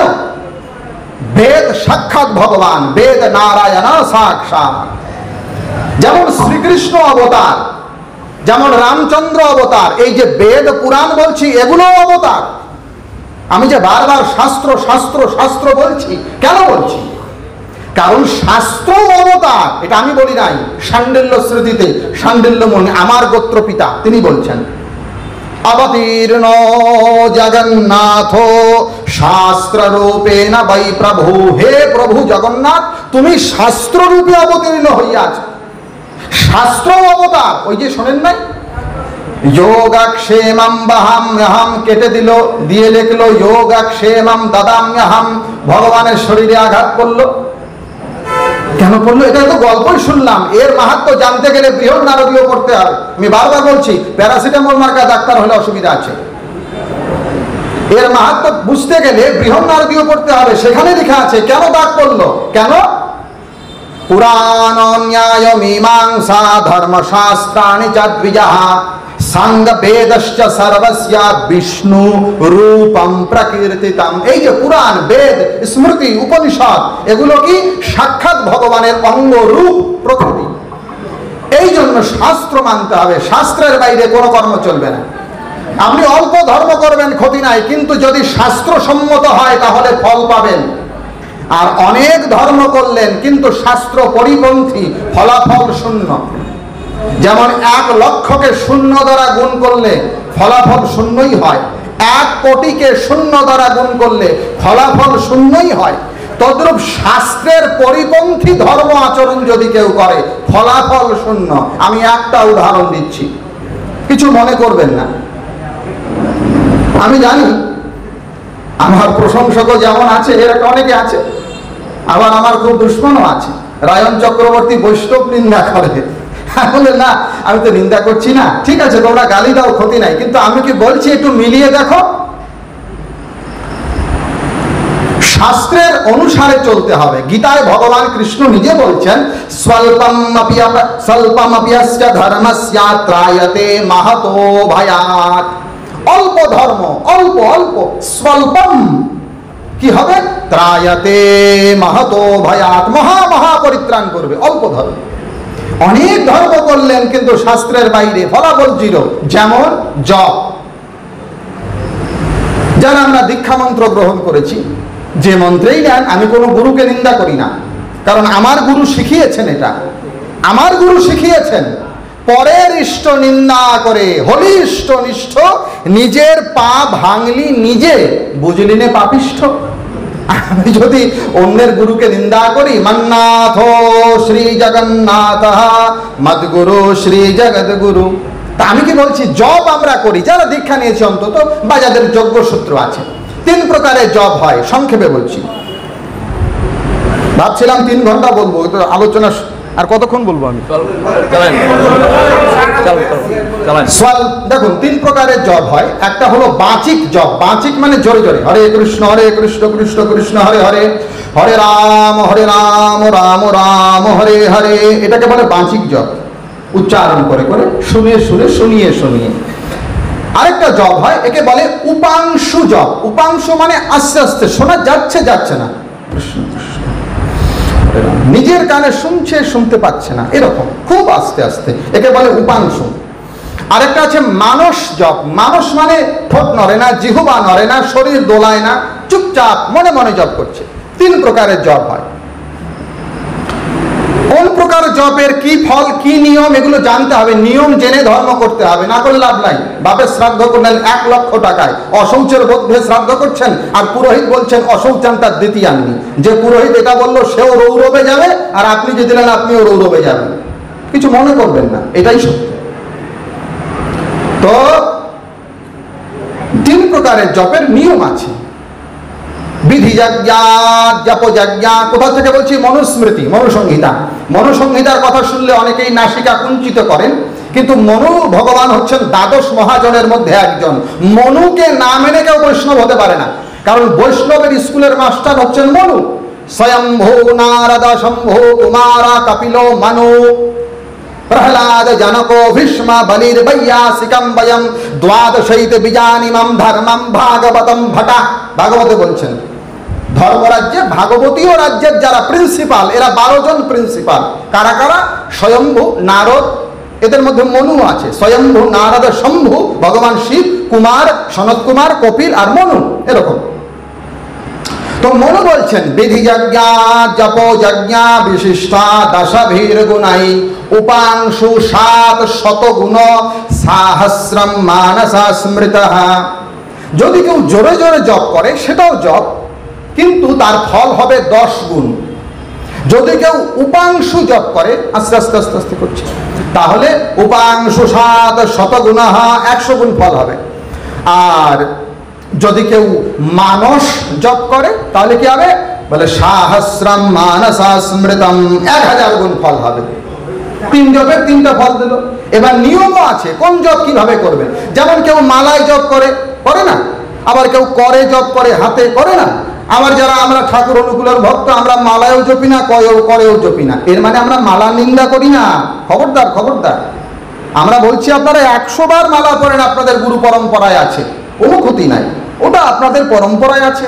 আমরাও জপ করি, কিন্তু আমাদের জপটা মানস জপ। মানস মানে মাথা ঘাড় মেরুদণ্ড সোজা করে বসে ভ্রু যুগলের মধ্যস্থলে ইষ্টমূর্তি চিন্তা করে করে জপ করি, এটা মানস জপ। এখন নিয়মটা দেখুন, নিয়মটা যদি কেউ মালায় জপ করে তাকে নিয়ম পালন করতে হবে। হরিভক্তি বিলাস নামে একটা গ্রন্থ আছে, লেখক হচ্ছেন গোপাল ভট্ট গোস্বামী। এই যে গোস্বামী মত আপনারা শুনলেন না, গোস্বামী মত, গোপাল ভট্ট গোস্বামী আদি, তার পূর্ব গোস্বামী নৃসিংহ পরিচর্যা আদি গ্রন্থ, এগুলোর মতানুসারে এই গোস্বামী মত। ভগবান নিম্বার্ক আচার্য, তার মতানুসারে নিম্বার্ক মত, শুনেছেন তো পঞ্জিকায়, নিম্বার্ক মত, ভগবান নিম্বার্ক আচার্য। আর স্মার্ত মত, স্মার্ত মত মানে স্মৃতি শাস্ত্র। আচারো পরম ধর্মা শ্রুতুক্ত স্মার্তমে বাচা, মনুসংহিতা 1ম অধ্যায় 108 নম্বর শ্লোক। এটি স্মৃতিশাস্ত্র, ঋষি প্রণীত। যাই হোক, তো হরিভক্তি বিলাসে মালা জপের নিয়ম দেয়া আছে, মালা জপের নিয়ম। আর আমি হরিভক্তি বিলাসের কথা কেন বলছি না, আমি মূল শাস্ত্র থেকে বলছি। এই কথাগুলোই আছে হরিভক্তি বিলাসে, নারদ পাঞ্চরাত্র আদি থেকে, আমি মূল থেকে বলছি। মালা জপের নিয়ম কোথায় কোথায় আছে? 4টা জায়গায় পরিষ্কার বলা। প্রথম পরাশর বলছেন, ভগবানের বাবা। ভগবানের বাবা? হ্যাঁ, ভগবানের অবতার হচ্ছেন বেদব্যাস, বেদব্যাসের পিতা হলেন পরাশর, সেই সূত্রে বললাম ভগবানের বাবা। পরাশর ঋষি বলছেন বৃহৎ পরাশর সংহিতার 4র্থ অধ্যায়, জপের নিয়ম। নাক্রমন্ন চ হাসন না পার্শ্বম অবলোকয়ম নান্যসক্তা ন জল্পশ্চ ন চৈবা ঊর্ধ্ব শিরস্তথা। প্রথম বলছেন নাক্রমণ, হাঁটিতে হাঁটিতে চলিতে চলিতে জপ করা যাইবে না। আপনি তো এটা জানেন না, আপনি সরল মনে কিন্তু রাস্তা দিয়ে হাঁটছেন, জপ করছেন। আপনি তো খারাপের জন্য করছেন না, ভালোর জন্যই করছেন, কিন্তু শাস্ত্রের পরিপন্থী, ফলাফল শূন্য। এটা আমি বলছি না, নারায়ণ চক্রবর্তী, বৃহৎ পরাশর সংহিতা 4র্থ অধ্যায় আছে। আর গোপাল ভট্ট গোস্বামী ওই কথা লিখেছেন। নাক্রমন্ন চ, এটা মালা জপের কথা বলছি, মানস জপের নয় কিন্তু। নাক্রমন্ন চ হাসন, হাঁটিতে হাঁটিতে চলিবে না। হাসন, হাসিতে হাসিতে কথা চলবে না। না পার্শ্বম অবলোকয়ম, এদিকে ওদিকে তাকাইয়া তাকাইয়া তাকাইয়া তাকাইয়া জপ চলিবে না। নান্যসক্তা, অন্যদিকে আসক্তি রেখে জপ চলবে না। না জল্পশ্চ, অন্য কথা চিন্তা করতে করতে জপ চলবে না। বৃহৎ পরাশর সংহিতা 4র্থ অধ্যায়। এবার যাবেন কুর্ম পুরাণের উপরিভাগের 18 অধ্যায়, বক্তা বেদব্যাস, ভগবান ব্যাস। ওটাকে ব্যাস গীতাও বলে, ছোট পাওয়া যায় এডিশন। সেখানে ভগবান ব্যাস জপের নিয়ম বলছেন। জপকালেন ভাষেতা নান্যানি প্রেক্ষয়েদ বুধা। কি বলছে? জপকালে না ভাষেতা, কথা কহিতে কহিতে। দাদা হরে কৃষ্ণ হরে কৃষ্ণ হরে কৃষ্ণ কৃষ্ণ কৃষ্ণ হরে হরে, দাদা হরে রাম রাম রাম হরে হরে, এগুলো চলবে না। জপকালে না ভাষেতা, কথা কহিতে কহিতে জপ চলবে না। নান্যানি প্রেক্ষয়েদ বুধাহা, জ্ঞানী ব্যক্তিরা অন্যদিকে তাকিয়ে কখনো জপ করবে না। আর কি? নান্য শক্তা নাকাম্পায়ে শিরগ্রীবাম, শির মানে মাথা, গ্রীবা মানে ঘাড়, কম্পন মানে দোলাইয়া দোলাইয়া, এইভাবে জপ চলবে না। ভালো করে বুঝবেন, কীর্তন আর জপ দুটো আলাদা বিষয়। কীর্তন তো বাহু তুলে করবেন, ভজ শ্রীকৃষ্ণ কহ শ্রীকৃষ্ণ লহ শ্রীকৃষ্ণের নাম রে, বলুন যে জনা শ্রীকৃষ্ণ ভজে সে হয় আমার প্রাণ রে। আবার গৌরাঙ্গেরও কীর্তন হয়, একবার দিন গেলে হা গৌরাঙ্গ যে বলে একবার রে, সেজন আমার হয় আমি হই তার রে, ভজ গৌরা। এগুলো কীর্তন আপনি করেন, হাত দোলাইয়া মাথা দোলাইয়া করেন, কোনো ক্ষতি নাই, দুবাহু তুলে করেন, কিন্তু জপের সময় এগুলো চলবে না। নাকাম্পায়ে শিরগ্রীবান, মাথা ঘাড় দোলাইয়া দোলাইয়া জপ চলবে না। দান্তান নাইব প্রকাশায়, এমন ভাবে জপ করতে হয় যাতে দাঁত না দেখা যায়। এগুলো শাস্ত্রের নিয়ম, আমি বলছি। আমাকে আপনারা পরে ডাকেন আর না ডাকেন, মনে মনে যতই গুসা হন যে নিশ্চয়ই শিখিয়ে দিয়েছে কেউ, না আমি এগুলো সব জায়গায় বলি। আর কি নিয়ম জপের? অঙ্গিরা সংহিতায় লেখা আছে, অঙ্গির ঋষি বলছেন অগ্নাগারে গবাঙ্গষ্ঠে দেব ব্রাহ্মণ সন্নিধৌ আহারে জপকালে চ পাদুকানাং বিসর্জনম। অগ্নাগারে মানে যেখানে হোম হয়, যজ্ঞ হয়, এই যে কালকে হবে এখানে, গবাঙ্গষ্ঠে দেব ব্রাহ্মণ সন্নিধৌ, দেবতা বা ব্রাহ্মণের সম্মুখে, আহারে খাওয়া দাওয়া করার সময়, আর জপকালে জপ করার সময় কি করতে হবে? বলে পাদুকানাং বিসর্জনম, পায়ে কোনো জুতো স্যান্ডেল খরম রাখা চলিবে না, নিয়ম। তাহলে আমি এগুলো জানি না কিন্তু ধর্ম করছি, ফলাফল জিরো। এজন্য বলছি শাস্ত্র জেনে কর্ম করতে হবে। কৃষ্ণ বললেন জ্ঞাত্বা শাস্ত্র বিধানাত্তম, শাস্ত্র বিধান জেনে তারপরে কর্ম করো। 4 প্রকার বর্ণ ব্যবস্থা আছে, এটা কোনো মনুষ্য বানায় নাই, এটা কোনো বিজয় ভট্টাচার্য বানায় নাই, রায়ন চক্রবর্তীও বানায় নাই, আর আমাদের সভাপতি উনিও তৈরি করেননি যে আমরা এই বর্ণ ব্যবস্থা তুলে দেব। মানি না, মানবো না, মানি না, মানবো না। বর্ণ ব্যবস্থা কোনো মনুষ্য কর্তৃক রচিত নয়। ভগবান কৃষ্ণ ভগবদ গীতায় উদ্ঘোষ করে বলছেন চাতুর্বর্ণম মায়া সৃষ্টম, আমি করেছি, আমি মায়া ঈশ্বরে না, সাংখ্য ভাষ্য। চাতুর্বর্ণম মায়া সৃষ্টম, 4 প্রকার বর্ণ আমি সৃষ্টি করেছি। কিভাবে? গুণ কর্মা বিভাগশঃ, গুণ কর্মের বিভাগ অনুসারে। গুণ কর্মের বিভাগ কি করে হয়? গুণ বলতে ভালো গুণ খারাপ গুণ নয়। চক্রবর্তীর ছেলেটা তো 10টা শ্লোক জানে, আর সাহার ছেলেটা 500 শ্লোক জানে, এর থেকে ওর গুণ বেশি, এগুলো গুণ নয়। ভগবদ গীতার 14 অধ্যায়ের 5ম শ্লোকে ভগবান গুণের ব্যাখ্যা করেছেন। গুণ কি?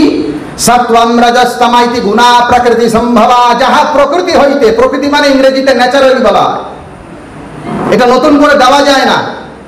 যাহা প্রকৃতি সম্ভব সত্য রজতম, সত্যগুণে ব্রাহ্মণ, রজগুণে বৈশ্য, রজমিশ্রিত তমে ভুল বললাম, সত্যগুণে ব্রাহ্মণ, রজগুণে ক্ষত্রিয়, রজমিশ্রিত তমে বৈশ্য, তম প্রধান শূদ্র। পদ্মপুরাণ সৃষ্টিখণ্ড। এই গুণটা কি? গীতার 18 অধ্যায়ে পরিষ্কার করে ভগবান বললেন ব্রাহ্মণা ক্ষত্রিয়া বিশাং শূদ্রাণাং চ পরন্তপা কর্মাণি প্রাভিভক্তানি স্বভাব প্রভবৈর গুণাই। এই গুণ হচ্ছে স্বভাবজাত গুণ।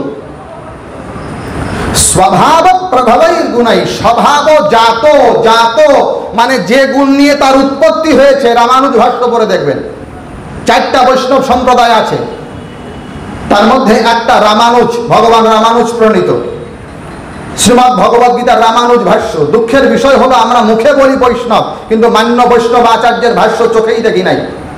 শ্রীভাষ্য আছে, বেদান্তের ভাষ্য চোখেই দেখি নাই, কিন্তু আমরা মুখে বলি বৈষ্ণব। এই দুরবস্থা। ভগবদ গীতার রামানুজ ভাষ্য পড়ে দেখবেন, সেখানে পরিষ্কার বলেছেন ব্রাহ্মণ ক্ষত্রিয় বৈশ্য এই যে গুণ জন্ম হেতু ভূত, এগুলো জন্মের কারণ হলো গুণ, অর্থাৎ এই বর্ণের জন্ম হয় এই গুণ লইয়া, এটা স্বভাবজাত। উদাহরণস্বরূপ চন্দনের গুণ কি? সুগন্ধি। বাংলায় বুঝুন, চন্দনের গুণ হচ্ছে সুগন্ধি, এটা চন্দনের স্বভাবজাত বা স্বাভাবিক গুণ চন্দনের। আচ্ছা, চন্দনের যে সুগন্ধি গুণটা, এটা কি চন্দনের জন্ম থেকে আছে, না চন্দন বড় হওয়ার পরে স্প্রে করে আমরা সুগন্ধিটা দিয়েছি বলুন তো? জন্ম থেকে আছে। ব্রাহ্মণস্য মুখম আসিদ বাহু রাজন্ন কৃতঃ ওরো তদস্য যদ বৈশ্য পদ্ধাম শূদ্রজায়তান। ঋগ্বেদ দশম মণ্ডল 90 সূক্ত 12 নম্বর ঋক। কেউ কেউ বলেন কর্ম দেখে বর্ণ নির্ণয় করব, আগে তুমি কাজ করতে পারো কিনা, তোমার ভিতরে গুণাবলী আছে কিনা আমি দেখবো, তারপরে সার্টিফিকেট দেবো। আচ্ছা, আমি একটা সহজ কথা বলি, শাস্ত্রতত্ত্ব পরে বলছি, আগে মূল বলি। হাতের কাজ কি? না, হাতের কাজ কি লেখা, আর পায়ের কাজ কি হাঁটা, তাই তো? আচ্ছা, মানুষের ছেলে কি জন্ম নেওয়ার পরে হাঁটে? পা থাকে তো, পা থাকে তো, পা নিয়েই জন্ম আমরা সবাই মোটামুটি করেছি এখানে, 2 পা নিয়েই। কিন্তু পায়ের যে ফাংশন, সেটা আমাদের জন্মের পর কি হয়েছে, না কিছুদিন পরে হয়েছে? কিছুদিন পরে। আচ্ছা, এই যতক্ষণ পর্যন্ত আমরা হাঁটা শিখি নাই, অতক্ষণ পর্যন্ত আমাদের এই পা দুটা কি হাত ছিল, না মাথা ছিল, না পা ছিল? আমার কথা কি বুঝতে পেরেছেন? পায়ের ফাংশন করে নাই এখনো, কিন্তু তাই বলে কি এই পা দুটাকে আমরা পা বলে সম্বোধন করি নাই? আচ্ছা, এমনও তো হতে পারে যে পা দিয়ে অনেকেই লেখে, গতকাল পত্রিকায় দেখলাম পা দিয়ে লেখে ভালো ফলাফল করেছে, তা হাতের কাজ পা দিয়ে করছে, তো তাই বলে কি পাটা হাত হয়ে গেছে? ব্রাহ্মণস্য মুখম আসিদ বাহু রাজন্ন কৃতঃ। ভালো করে বুঝুন, বর্ণাশ্রম ধর্মে কোনো হিংসা নাই। শূদ্র মানে অচ্যুত, নিচু, নিকৃষ্ট, এইটা বলছি না আমরা। আরে পদ্মান শূদ্র জায়তা, ভগবানের চরণ থেকে শূদ্রের উৎপত্তি, আর ভগবানের চরণ থেকে তো গঙ্গার উৎপত্তি। যে গঙ্গার জলে আচমন করে সকল ব্রাহ্মণ পবিত্র হয়, সেই গঙ্গা থেকে উৎপত্তির চরণ থেকে যদি শূদ্রের উৎপত্তি হয়, তাহলে শূদ্র কি করে ছোট হয়? শূদ্রই তো দেশের চাকা, বৈশ্য যোগায় টাকা, ক্ষত্রিয়রা রাজার জাত, সবার পূরণ বিপ্রধাত। এটাই হচ্ছে সনাতন ধর্মের বর্ণ ব্যবস্থা। একে বলে বর্ণ বৈচিত্র্য, এটা বর্ণ বৈষম্য নহে, একে বলে বৈচিত্র্য। কি করে হলো? গুণের ব্যাখ্যা তো করলাম। কর্মা বিভাগ, কর্ম মানে কোন কর্ম? পূর্বজন্মের কর্ম। কি করে বলছি এই কথা? আমি বারবার একটা কথা বলছি, সনাতন শাস্ত্রের একটা বাক্যের তাৎপর্যকে বুঝতে গেলে অন্য শাস্ত্রের সঙ্গে মিলাতে হবে, লিঙ্ক আছে কিনা। কেন? শ্রীমদ্ ভগবদ গীতাকে বলা হয় সর্বোপনিষদগাবদগ্ধা গোপালনন্দনা। ভগবদ গীতা হচ্ছে সমস্ত উপনিষদের সার বস্তু, তাই তো? এই ভগবদ গীতার প্রত্যেকটা শ্লোকের কোনো না কোনো ভাবে সংযোগ উপনিষদে আছে। এইবার এই যে কর্মের বিভাগ অনুসারে বর্ণ ব্যবস্থা হলো, এটার লিঙ্ক কোথায় পাবো? ছান্দোগ্য উপনিষদ 5ম অধ্যায় 10ম খণ্ড, সেখানে বলছে, কি বলল? তদ যাইহা রমণীয় চরণা অভ্যাস হজতে রমণীয়াম জনিমপদ্রান ব্রাহ্মণ যোনিম্বা ক্ষত্রিয় যোনিম্বা বৈশ্য জনিম্বা যথ যাইহা কপিয় চরণাভ্যাস হজতে কম্পিয়াম জনিমপদ্রান চণ্ডাল যোনিম্বা সুকর জনিম্বা যথা। ছান্দোগ্য উপনিষদ বেদ বলছে, ইহ জন্মে যারা শুভ কর্ম করে, তারা যদি মোক্ষ প্রাপ্তি না হয়ে পুনরায় জন্ম নেয়, সেই কর্মের ফলস্বরূপ কেহ ব্রাহ্মণ যোনি। খেয়াল করুন শব্দটা, ব্রাহ্মণ যোনিম, যোনি শব্দ ব্যবহার করেছে। কেহ ব্রাহ্মণ যোনি, কেহ ক্ষত্রিয় যোনি, কেহ বৈশ্য যোনি প্রাপ্ত হয়, যোনি শব্দ আছে। আমাদের মধ্যে অনেকেই আমরা বলি, শিক্ষকের ছেলে তো শিক্ষক হয় না, চিকিৎসকের ছেলে তো চিকিৎসক হয় না, অধ্যাপকের ছেলে তো অধ্যাপক হয় না, তাহলে ক্ষত্রিয়ের ছেলে কেন ক্ষত্রিয় হবে? আমরা বলছি হ্যাঁ, প্রশ্ন তো ঠিক আছে, কিন্তু উদাহরণ ভুল। চিকিৎসক, শিক্ষক, অধ্যাপক, উকিল, ব্যারিস্টার, এগুলো পেশা বিশেষ, এগুলো জনি বিশেষ নহে, এগুলো পেশা বৃত্তি বিশেষ। জনি কাকে বলে? 84 লাক্ষেষু শরীরেষু শরীরিণাম বিনা মানুষং নান্যন্ত্র তত্ত্বজ্ঞানন্তে লভ্যতে। কুলানতন্ত্রের প্রথম উল্লাস ভগবান মহাদেব বলছেন 84 লক্ষ প্রকার জনি আছে। জনি, এর মধ্যে মনুষ্য জনি আছে, বৃক্ষ জনি আছে, তো বৃক্ষ জনি একটা জনি, আবার এই বৃক্ষ জনির ভিতরে আবার ভাগ আছে। তেমনি পক্ষী জনি একটা জনি, তার ভিতরে ভাগ আছে কাক জনি, কোকিল জনি। এগুলো জনি বিশেষ। কাকের জনিতে যার জন্ম সে কোকিলই হবে এমন কথা ভুল, কাকই হয়। আর কোকিলের জনিতে যার জন্ম সে কোকিলই হয়, কাক হয় না।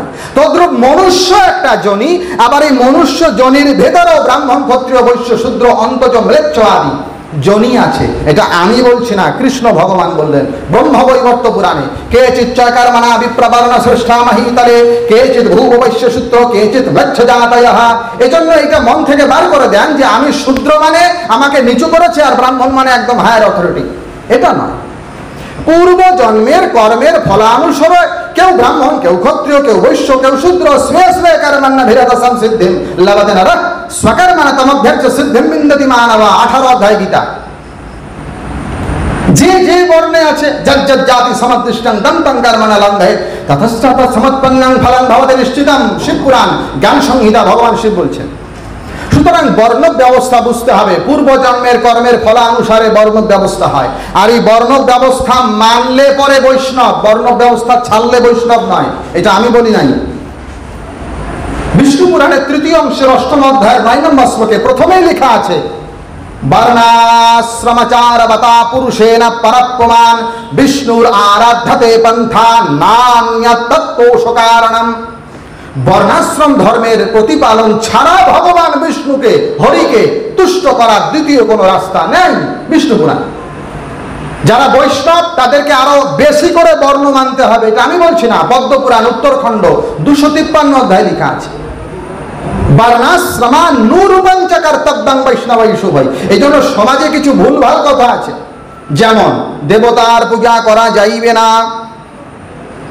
কেন যাইবে না? দেবতার পূজা করলে দেবলোকে যায়, আর আমার ভক্ত আমাকেই পায়, তাহলে আমি কেন দেবতার পূজা করব? উত্তর কি? ভালো করে শুনবেন, ভালো করে শুনবেন। দেবতার পূজা বিষয়ে 4টি পয়েন্ট আছে। প্রথম পয়েন্ট, ভগবত গীতাতে দেবতা পূজা করার কথা আছে কিনা এটা দেখতে হবে। নাম্বার 2, ভগবান শ্রীকৃষ্ণ স্বয়ং দেবতা পূজা করেছেন কিনা এটা দেখতে হবে। নাম্বার 3, ভগবান কৃষ্ণ দেবতা পূজা করতে আদেশ করেছেন কিনা এটা দেখতে হবে। আর নাম্বার 4, ভগবান শ্রীকৃষ্ণের যারা শ্রেষ্ঠ ভক্ত তারা কোনোদিন দেবদেবীর পূজা করেছেন কিনা। এই 4টা পয়েন্ট। নাম্বার 1, গীতায় দেবতা পূজা কোথায় পাবেন? 3য় অধ্যায় 12 নম্বর শ্লোক শুরুতেই ইষ্টান ভোগান হি বদেবা দাস্যন্তে যজ্ঞভাবিতা তৈর্দত্যান প্রতয়ভজ ভুংতে স্তেন এবসা। ভগবান কৃষ্ণ বলছেন কর্মযোগে দেবতার দত্ত বস্তু যারা দেবতাকে নিবেদন না করিয়া খায় তারা চোর, স্তেন এবসা।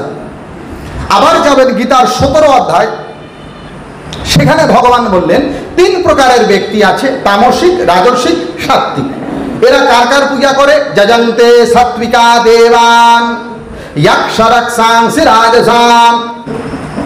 3 প্রকারের ব্যক্তি। যজন্তে সাত্বিকা দেবান, যারা সাত্বিক প্রকৃতির ব্যক্তি এরা দেবতার পূজা করে। যক্ষরক্ষাংসি রাজসান, যারা রাজসিক প্রকৃতির ব্যক্তি এরা যক্ষ রক্ষ আদির পূজা করে ধনের জন্য।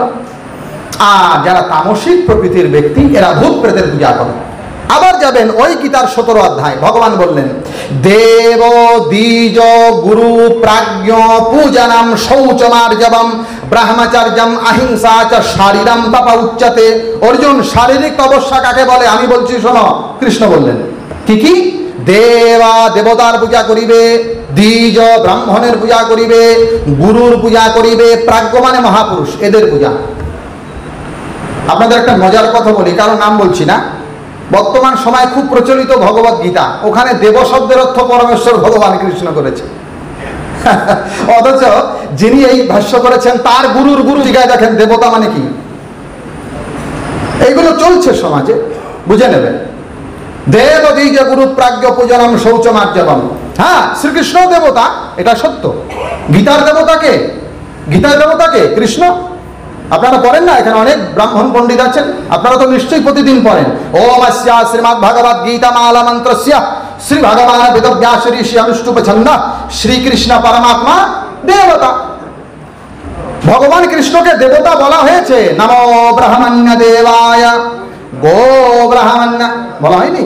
আর উপনিষদে যান, গোপাল তাপনীয় উপনিষদ, এখানে অনেক বৈষ্ণব প্রবররা আছেন, গোপাল তাপনীয় বৈষ্ণবের উপনিষদ, সেখানে প্রশ্ন করছেন শুরুতেই, কা পরমো দেবঃ, বলো কে প্রধান দেবতা? উত্তরে বলছেন কৃষ্ণ হাবাই পরমম দৈবতম, শ্রীকৃষ্ণই হচ্ছে পরম দেবতা।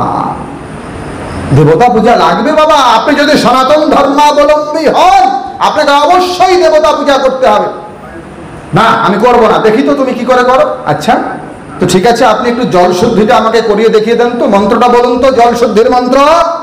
গঙ্গে চ যমুনে চৈবা গোদাবরী সরস্বতী নর্মদে সিন্ধু কাবেরী জলয়স্মিন সন্নিধি। থামো থামো থামো, কাদের নাম বলছো? আচ্ছা তুমি কি আসনে বসেছো তো? হ্যাঁ আসন শুদ্ধিটা করো তো। আসন মন্ত্রস্য মেরু পৃষ্ঠঋষি সুতলম ছন্দ কূর্ম দেবতা। আচ্ছা আচ্ছা আচ্ছা, গলায় যে তুলসী দেবী ধারণ করেছো, প্রণাম মন্ত্রটা বলো তো। বৃন্দাবৈ তুলসী দেব্যৈ প্রিয়া বৈ কেশবস্য চ বিষ্ণু ভক্তি প্রদে দেবী। আচ্ছা আচ্ছা, তুমি যে নিঃশ্বাসটা নিচ্ছ এটা কে? পবনদেব। আরে এমনকি ইসকনের প্রতিষ্ঠাতা এসি ভক্তি বেদান্ত শ্রীল প্রভুপাদ ভক্তির অসমৃত সিন্ধু, যেটা তার ভাষায় তিনি লিখেছেন, দ্য নেক্টার অফ ডেভোটেশন, সেখানে পর্যন্ত তিনি বললেন যে সিদ্ধি বিনায়ক গণেশের পূজা করে তারপরে কৃষ্ণের পূজা করো। কেন? কারণ গণেশের পূজা করলে পরে ভক্তিপদের বাধা দূর হয়, দেবতার পূজা করতে হবে। বলছেন না আমরা মহাপ্রভুর ভক্ত, তাহলে পর চৈতন্য ভাগবত মধ্যখণ্ড 18 অধ্যায় দেখো তো মহাপ্রভু কি বলছে। মহাপ্রভু নিজে রুক্মিণী বেশ ধারণ করলেন, প্রকৃতি হলেন, দেবীর পূজা করবে না তুমি? দেবী প্রপন্নাতি হরে প্রসীদ প্রসীদ মাতর জগতোখিলস্য প্রসীদ বিশ্বেশ্বরী দেবী বাহি বিশ্বম তমেশ্বরী দেবী চরাচরস্য आधारभूत जगदस्त्वमेक महेश्वरूपेण यदः स्थितासि अपां स्वरूपस्य त्वयिददाप्यजगत्संयमलङ्घवीर्यै त्वं वैष्णवीं शक्तिरनन्तवीर्या विश्वस्य बीजं परमासि माया सम्मोहितं देवि समस्तमेतत् त्वं वै प्रसन्ना भूमि मुक्तिहेतुः विद्याः समस्तास्तव देवि भेदाः स्त्रियः समस्ता सकल जगत्सु त्वयैकया पुरितमं वै तत् कापि स्तुतिः स्तव्य परापरोक्तिः सर्वभूत यदा देवी स्वर्गमुक्तिप्रदायिनी त्वं स्तुता स्तुते कालः परमोक्तयः सर्वस्य बुद्धिरूपेण जनस्सरिति सर्वस्थिते स्वर्गापवर्गदे देवी नारायणि नमस्तुते कलानुष्ठानि रूपेण परिणामप्रदायिनी विश्वस्य परतः शक्ति नारायणि नमस्तुते। পড়বে না তুমি? বাংবাই প্রসন্না ভূমি মুক্তি হেতু, তিনি প্রসন্ন না হলে কে তোমাকে মুক্তি দেবে? अयोपि सनप्पयात्मा भूतानामीश्वरयपि सन् प्रकृतिं स्वामधिष्ठाय सम्भवामि आत्ममायया। ভগবান একা আসতে পারেন না, প্রকৃতিকে আশ্রয় করে আসেন। তা আমি কি বলছিলাম? চৈতন্য ভাগবত মধ্যখণ্ড 18 অধ্যায় শ্রী চৈতন্য মহাপ্রভু নিজে দেবী হয়েছে, রুক্মিণী বেশ। আর মহাপ্রভুর রূপ দেখে মহাপ্রভু আগে বলেছেন যাদের ভিতরে কাম্য ভাব আছে আসিও না, কারণ তিনি যখন প্রকৃতি বেশ হয়েছেন তিনি সাক্ষাৎ প্রকৃতি। পার্শ্বদরা স্তনপান করছেন, প্রণাম করছেন, ওইখানে বৃন্দাবন দাস লিখে দিয়েছেন, কান খুলে শোনো। ব্যাপদেশে মহাপ্রভু শেখায় সবারে, পাছে মোর শক্তি নিন্দা করে কোন জনে। লৌকিক বৈদিক যত কিছু বিষ্ণু শক্তি সবার সম্মানে হয় কৃষ্ণের দৃঢ় ভক্তি। দেবদ্রোহ করিলে কৃষ্ণের হয় দুঃখ, গণসহ কৃষ্ণ পূজা করিলেই সুখ। কি বলছে? ব্যাপদেশে মহাপ্রভু শেখায় সবারে, মহাপ্রভু শেখাচ্ছেন পাছে মোর শক্তি নিন্দা করে কোন জনে। যদি কেউ ভগবানের শক্তি নিন্দা করে, লৌকিক বৈদিক বলছে যত লৌকিক দেবী আছে আমাদের রংপুর অঞ্চলে আছে, বুড়া বুড়ি আমরা বলি, আপনাদের এখানে আছে কি? ওই যে সব বুড়ি টুড়ি পুজো টুজো করে, এগুলো লৌকিক। হ্যাঁ আচ্ছা লৌকিক আছে, গাছের তলে টলে সব কি সব এগুলো লৌকিক। তো বলছে লৌকিক আর বৈদিক, ইন্দ্র অগ্নি বরুণ পবন হুদাসনাদি এগুলো বৈদিক। বলছে লৌকিক বৈদিক যত কিছু বিষ্ণু শক্তি এই সবার সম্মানে হয় কৃষ্ণের দৃঢ় ভক্তি। এই যত দেবতার আপনি সম্মান করবেন, স্তুতি করবেন, নমন করবেন, আপনার কৃষ্ণ ভক্তি পাকা হবে। আর আপনি বলছেন আমি তো পূজা করব না, মন্দিরে গেলে নাক ছিটকিয়ে আসবো। মহানাম্রত ব্রহ্মচারীর কথা এখানে আলোচনা এসেছে, ওনার চণ্ডী চিন্তা একটা বই আছে, ওখানে খুব উনি কটু ভাষায় বলেছেন যে আগে হিন্দু হও তারপরে বৈষ্ণব হইও। আগে হিন্দু হও। তার মানে কি? কারণ বৈষ্ণবের বৈশিষ্ট্য এটা নয় যে আমি দেবতা নিন্দা করব। বৈষ্ণব প্রত্যেক দেবতাকে আপন ইষ্টজ্ঞানে প্রণাম করবে, এটা আমি বলছি না। বৃহন্নারদীয় পুরাণে লেখা আছে বৈষ্ণব কেমন করবে, না নিন্দে দেবতামান্যাং বিষ্ণু বুদ্ধ্যা যজো নমেত নত্যজেদ বেদবাক্যানি সভক্তহস্য আরে প্রিয়ঃ। কে হরির ভক্ত? না নিন্দে দেবতামান্যাং, যিনি কোনো দেবতা নিন্দা করেন না। বিষ্ণু বুদ্ধ্যা যজো নমেত, প্রত্যেক দেবতাকে আপন ইষ্ট বিষ্ণু জ্ঞানে যিনি নমন করেন। আর নত্যজেদ বেদবাক্যানি, কখনো বেদ বাক্য ছাড়েন না। সভক্তহস্য আরে প্রিয়ঃ, তিনি হরির প্রিয় ভক্ত। কাজেই শাস্ত্র বাক্য জানবেন যতটুকু ধর্ম। অশৌচ ব্যবস্থা নিয়ে কিছু কথা বলি। দেখুন, আমি বারংবার বলে আসছি যে শাস্ত্র সিদ্ধান্তই হচ্ছে সর্বোপরি সিদ্ধান্ত। শাস্ত্র সিদ্ধান্তই হচ্ছে সর্বোপরি সিদ্ধান্ত। সনাতন ধর্মের ঋষিরা ত্রিকালদর্শী, এর কথা সত্য। এছাড়াও যুগভেদে স্মৃতিশাস্ত্রে বিভাজন করা আছে, যেমন কলৌ পরাশর স্মৃতম, কলিতে পরাশর, এরকম ভাগ করা আছে। এমনটা নয় যে আমি রায়ণ চক্রবর্তী, আমি কাব্যতীর্থ, আমি স্মৃতিতীর্থ, স্মৃতিরত্ন, বেদান্ত রত্ন, আমি একটু মগজ টগজ খাটাইয়া বললাম যে ডান পাশে তুলসীটা না দিয়ে বাঁ পাশে দিলেও হয়, ইতি কাব্যরত্ন। ওগুলোর কোনো দাম নাই, কারণ এটা পরিবর্তন করার ক্ষমতা আমার নাই। শাস্ত্র বাক্য অনুসরণ করতে হবে। অশৌচ ব্যবস্থা নিয়ে শাস্ত্রে পরিষ্কার বক্তব্য আছে, হ্যাঁ, একথা সত্য। অশৌচ ব্যবস্থা নিয়ে দুটো মত এখন লক্ষ্য করা যাচ্ছে। কত বছর হবে? হয় 50 বা 60 বা ধরলাম 100 বছর ধরে বিবাদ, ধরলাম 100 বছর ধরে বিবাদ। এর আগে বিবাদ ছিল না। ঠিকই বলেছেন আমাদের একজন আলোচক যে ওনারা বাপদাদা ঠাকুরদার আমল থেকে শুনেই আসছেন, ব্রাহ্মণ 10 দিন 11 দিনে শ্রাদ্ধ করেন, ক্ষত্রিয় 12 দিন 13 দিনে শ্রাদ্ধ করেন, বৈশ্য 15 দিন 16 দিনে করেন, শূদ্র 30 দিন 31 দিনে করেন। ঠিকই উনি শুনেছেন, কিন্তু এটাও আমরা শুনতে পাচ্ছি যে না, সর্ববর্ণে দশাহ অসুখ, এটাও শাস্ত্রে আছে, এরকম আমরা শুনছি। তো আমরা ভাবলাম যে যদি ভালোই হয় 30 দিন করার কি প্রয়োজন আছে, যদি 10 দিনই হয়। হ্যাঁ, পাশের বাড়ির মুকুল ডাক্তার বলল যে মুকুল ডাক্তারকে দেখার আগে আমি ওই জসিম ডাক্তারকে দেখিয়েছি, উনি FCPS।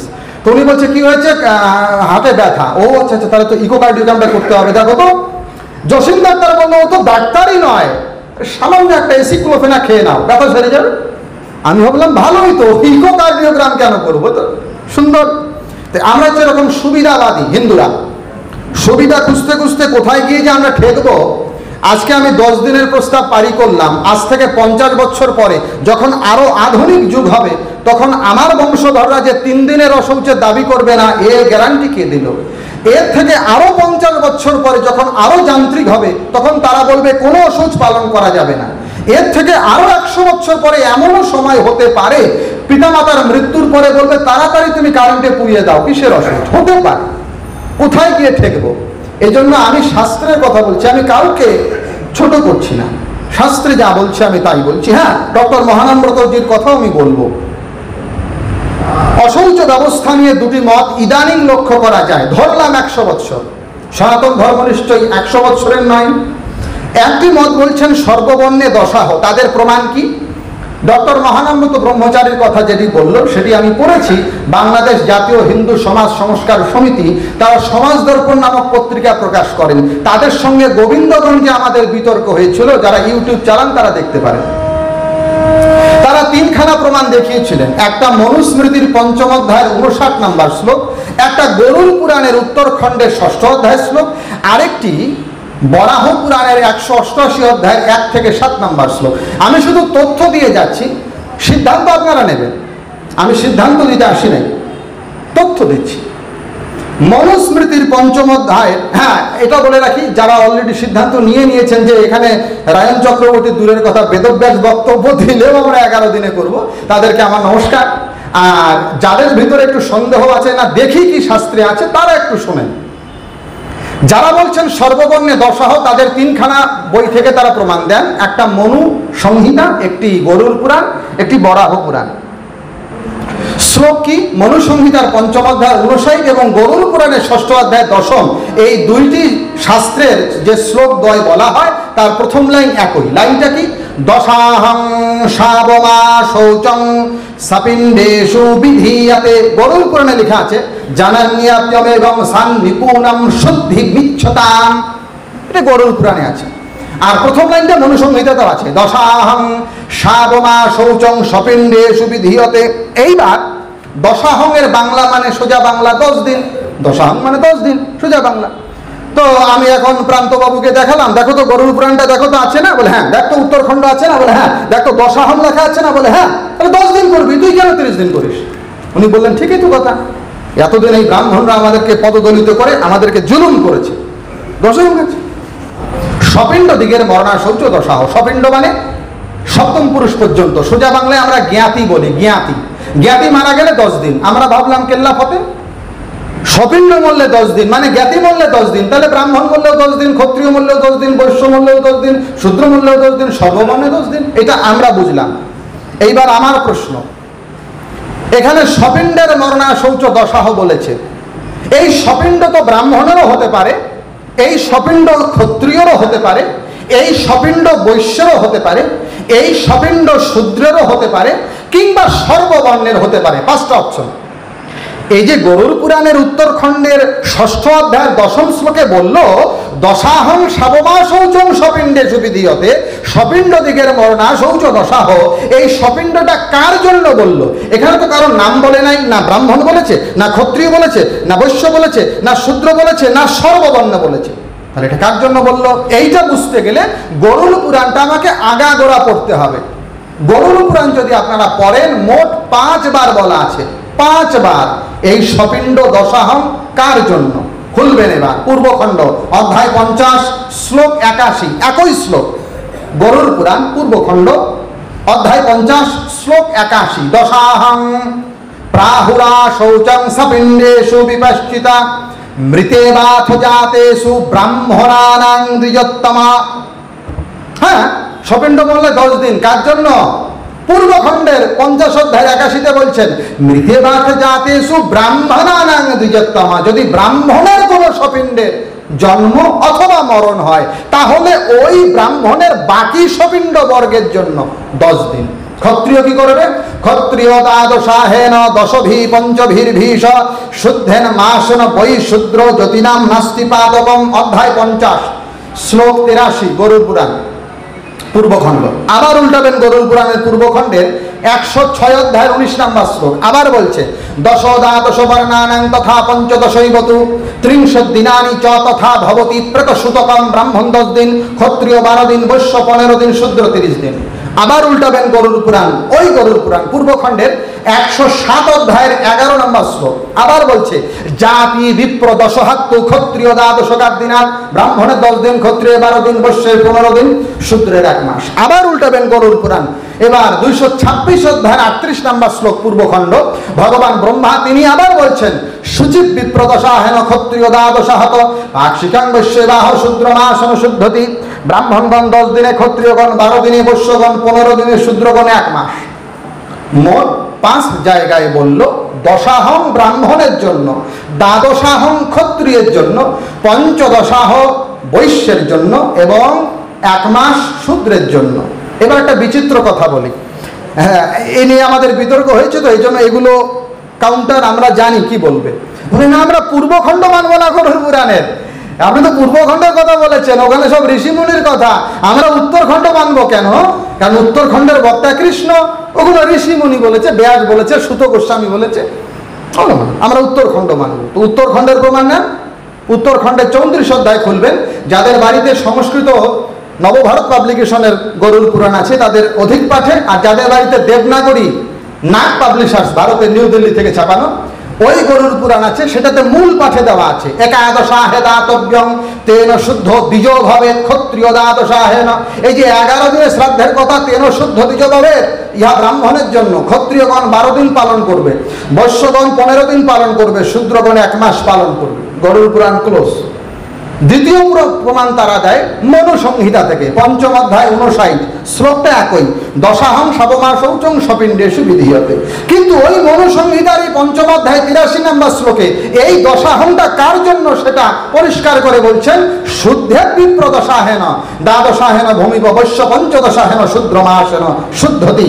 ব্রাহ্মণগণ 10 দিন, ক্ষত্রিয়গণ 12 দিন, বৈশ্যগণ 15 দিন, শূদ্রগণ 1 মাস। এই গেল মনুসংহিতা। আর শাস্ত্র নাই আমাদের।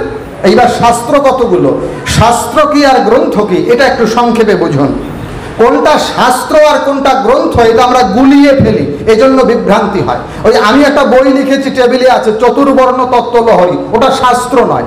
আমি পদ্মপুরাণ থেকে 5টা, অত্রি সংহিতা থেকে 2টা, বিষ্ণু সংহিতা থেকে 6টা, এগুলো নিয়ে নিয়ে আমার মনের মাধুরী মিশিয়ে ওইটা লিখেছি।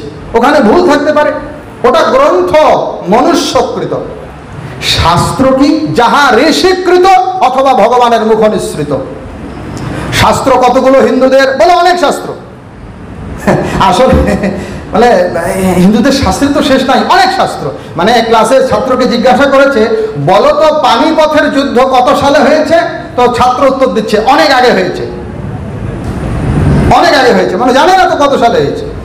শাস্ত্র কতগুলো হিন্দুদের, 14 প্রকার, 14 টাইপস। পুরাণ, ন্যায়, মীমাংসা, স্মৃতি, বেদাঙ্গ, বেদা ইতি চতুর্দশ শাস্ত্র প্রকৃতিতা, 14 প্রকার শাস্ত্র আছে। তো এই যে আমি গরুর পুরাণ বললাম আর মনুসংহিতা বললাম, এর বাইরে শাস্ত্র নাই। এবার শোনেন, আমি খুব সংক্ষেপে বলছি, সময় সংকীর্ণ। মনুসংহিতার পঞ্চম অধ্যায় 83, শুদ্ধে বিপ্রদশাহেন দ্বাদশাহেন ভূমিপ বৈশ্য পঞ্চদশাহেন শূদ্রমাসেন শুদ্ধতি। অত্রি সংহিতার 85 নম্বর শ্লোক, ব্রাহ্মণ বসরাত্রেণ দ্বাদশাহেন ভূমিপ বৈশ্য পঞ্চদশাহেন শূদ্রমাসেন শুদ্ধতি। বিষ্ণু সংহিতার 22 অধ্যায় 1, 2, 3, বক্তা স্বয়ং ভগবান, তিনি বলছেন, ব্রাহ্মণস্য সপিণ্ডানাং জনন মননয়ন দশাহম শৌচম দ্বাদশাহম রাজন্যস্য পক্ষং বৈশ্যস্য মাসং শূদ্রস্য।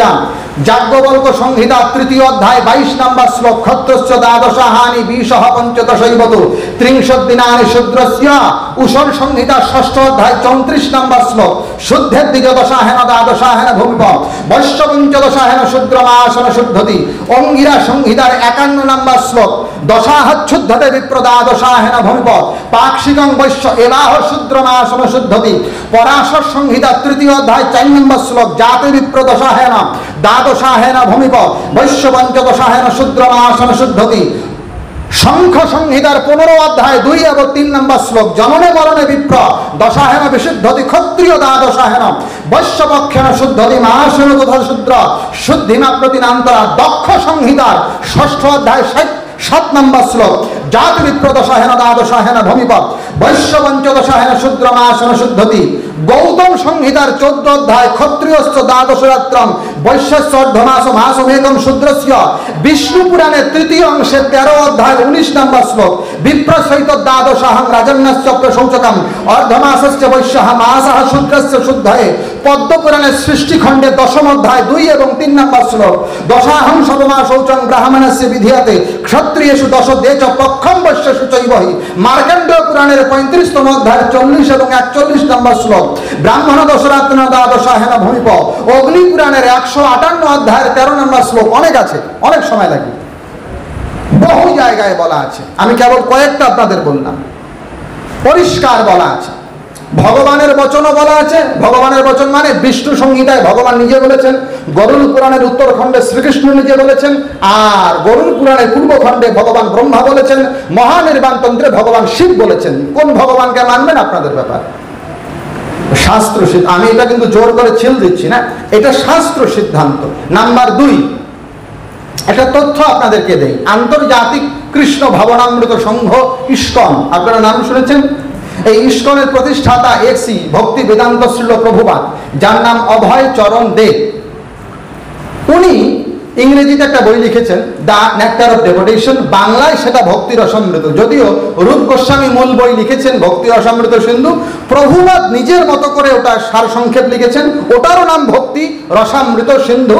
বৃহৎ মৃদঙ্গ ভবন, নদিয়া, মায়াপুর থেকে ছাপানো, বাংলা অনুবাদ করেছেন ভক্তি চারু। আপনারা কালকে গিয়ে বইটা চেক করবেন। ওই বইয়ের পূর্ব ভাগের 8ম অধ্যায় খুলবেন, বর্জনীয় সেবা অপরাধ। আমি মারামারির কথা বলছি না, আমি তথ্যগুলো দিচ্ছি। বর্জনীয় সেবা অপরাধ 32 প্রকার অপরাধের কথা আছে, 32 প্রকার।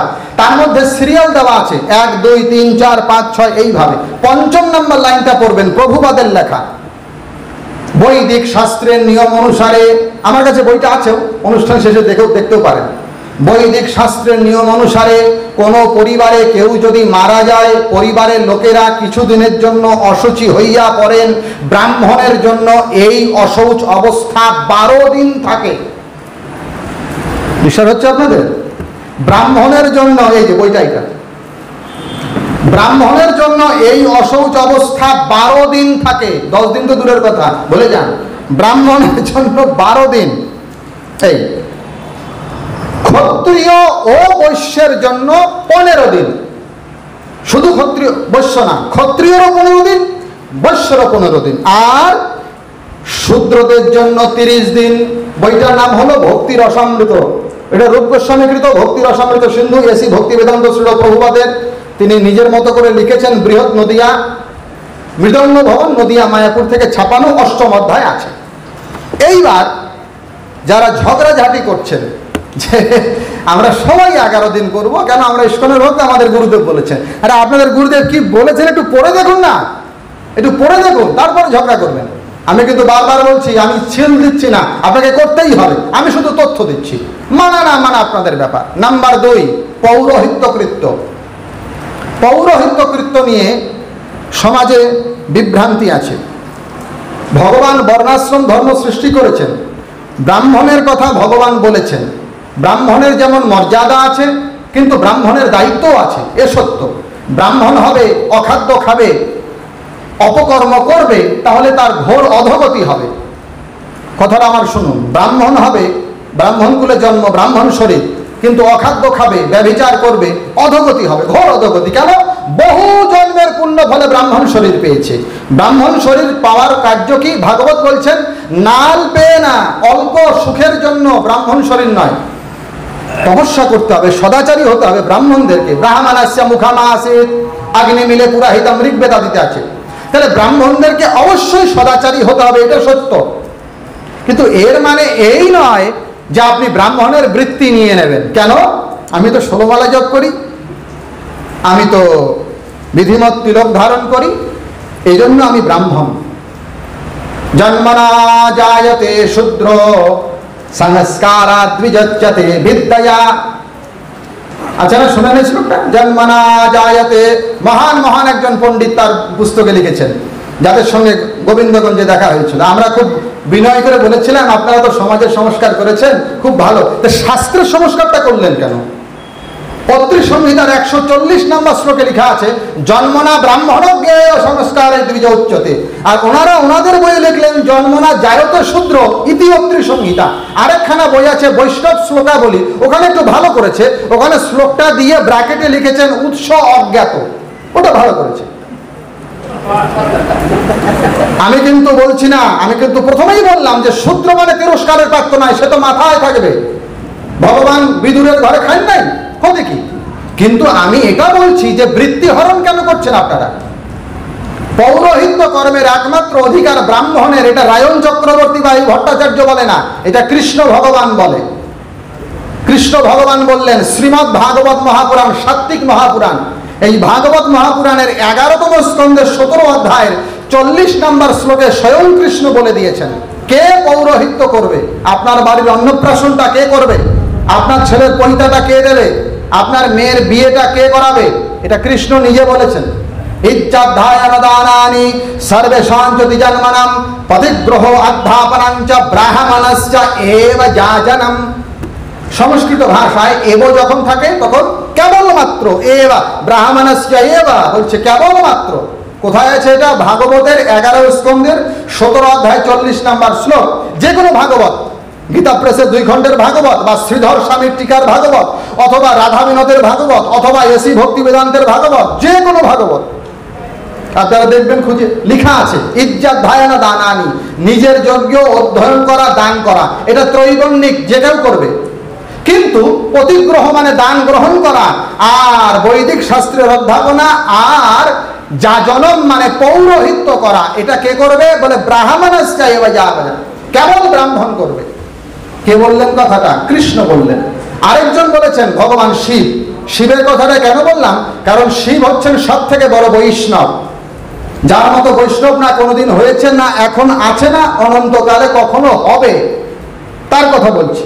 তিনি বলেছেন কোথায়? স্কন্দ পুরাণের প্রভাস খণ্ডের 106 অধ্যায় করে দেখবেন। ভগবান শিব বলছেন সর্বেষাং চৈব দানানাং বিপ্রে সর্বেধিকারিণা নান্য সমর্থ দেবেশি গৃহণাঞ্জাত্তধমাং গতিম।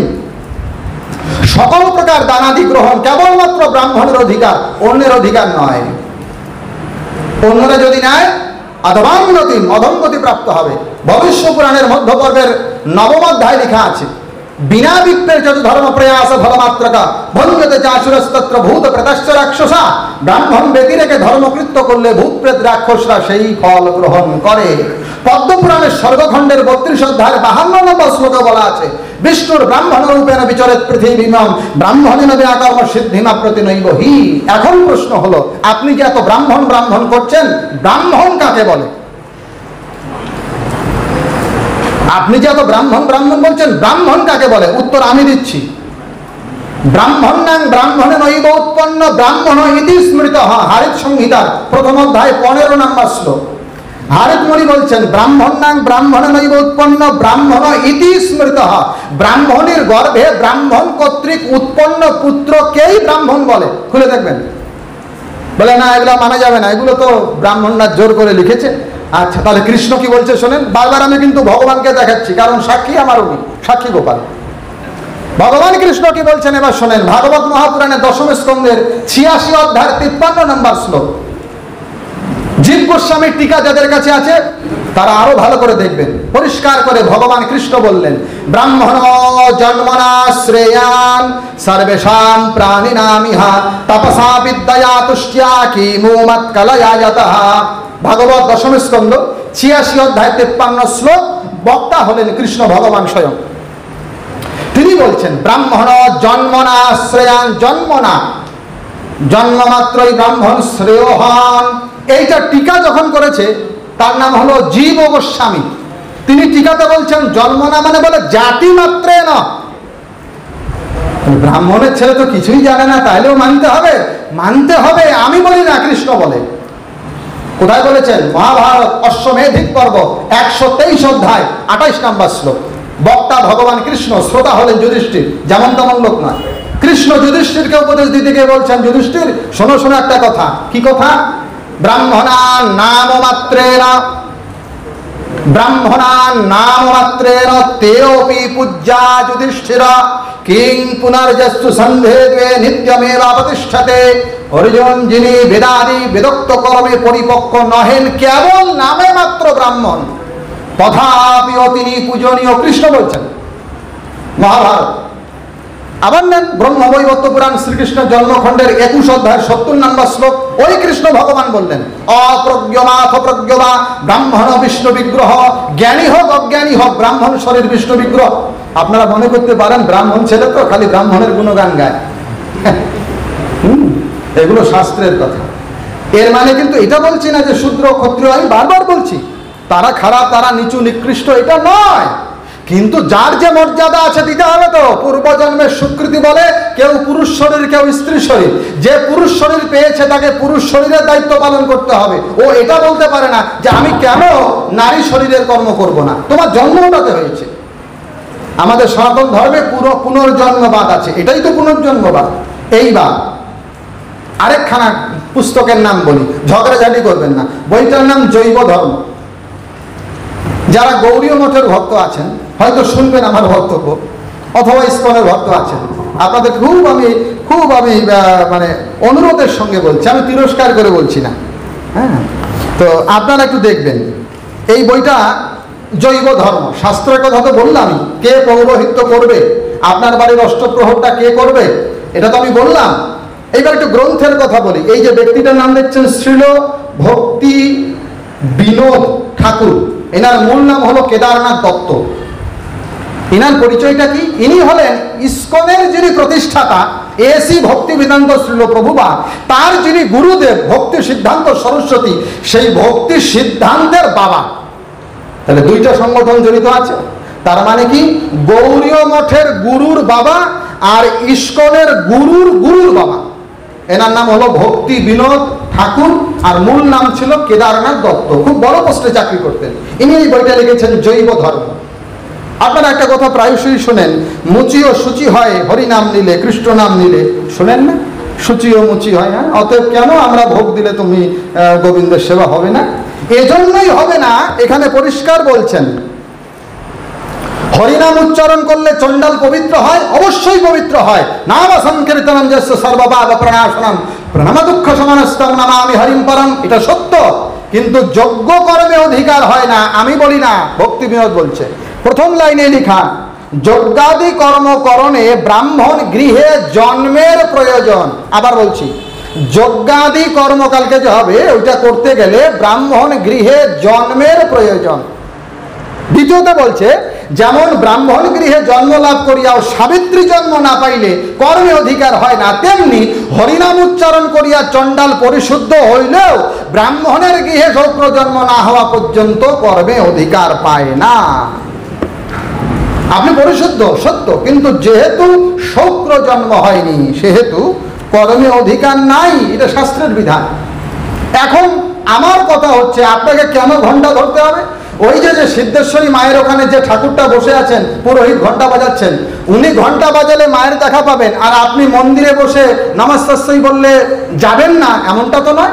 স্বে স্বে কর্মণ্য ভিদতা সংসিদ্ধেন লভতেন, এজন্য কর্মভঙ্গ করা যাবে না। নাম্বার 3, শ্রী চৈতন্য মহাপ্রভু যতদিন নর শরীরে ছিলেন, স্থূল শরীরে ছিলেন, তিনি ততদিন যতবার অন্ন সেবা করেছেন, ততবার ব্রাহ্মণ ভিন্ন অন্য কারো হস্তে পক্ক মানে রান্না করা অন্ন ভোজন করেন নাই।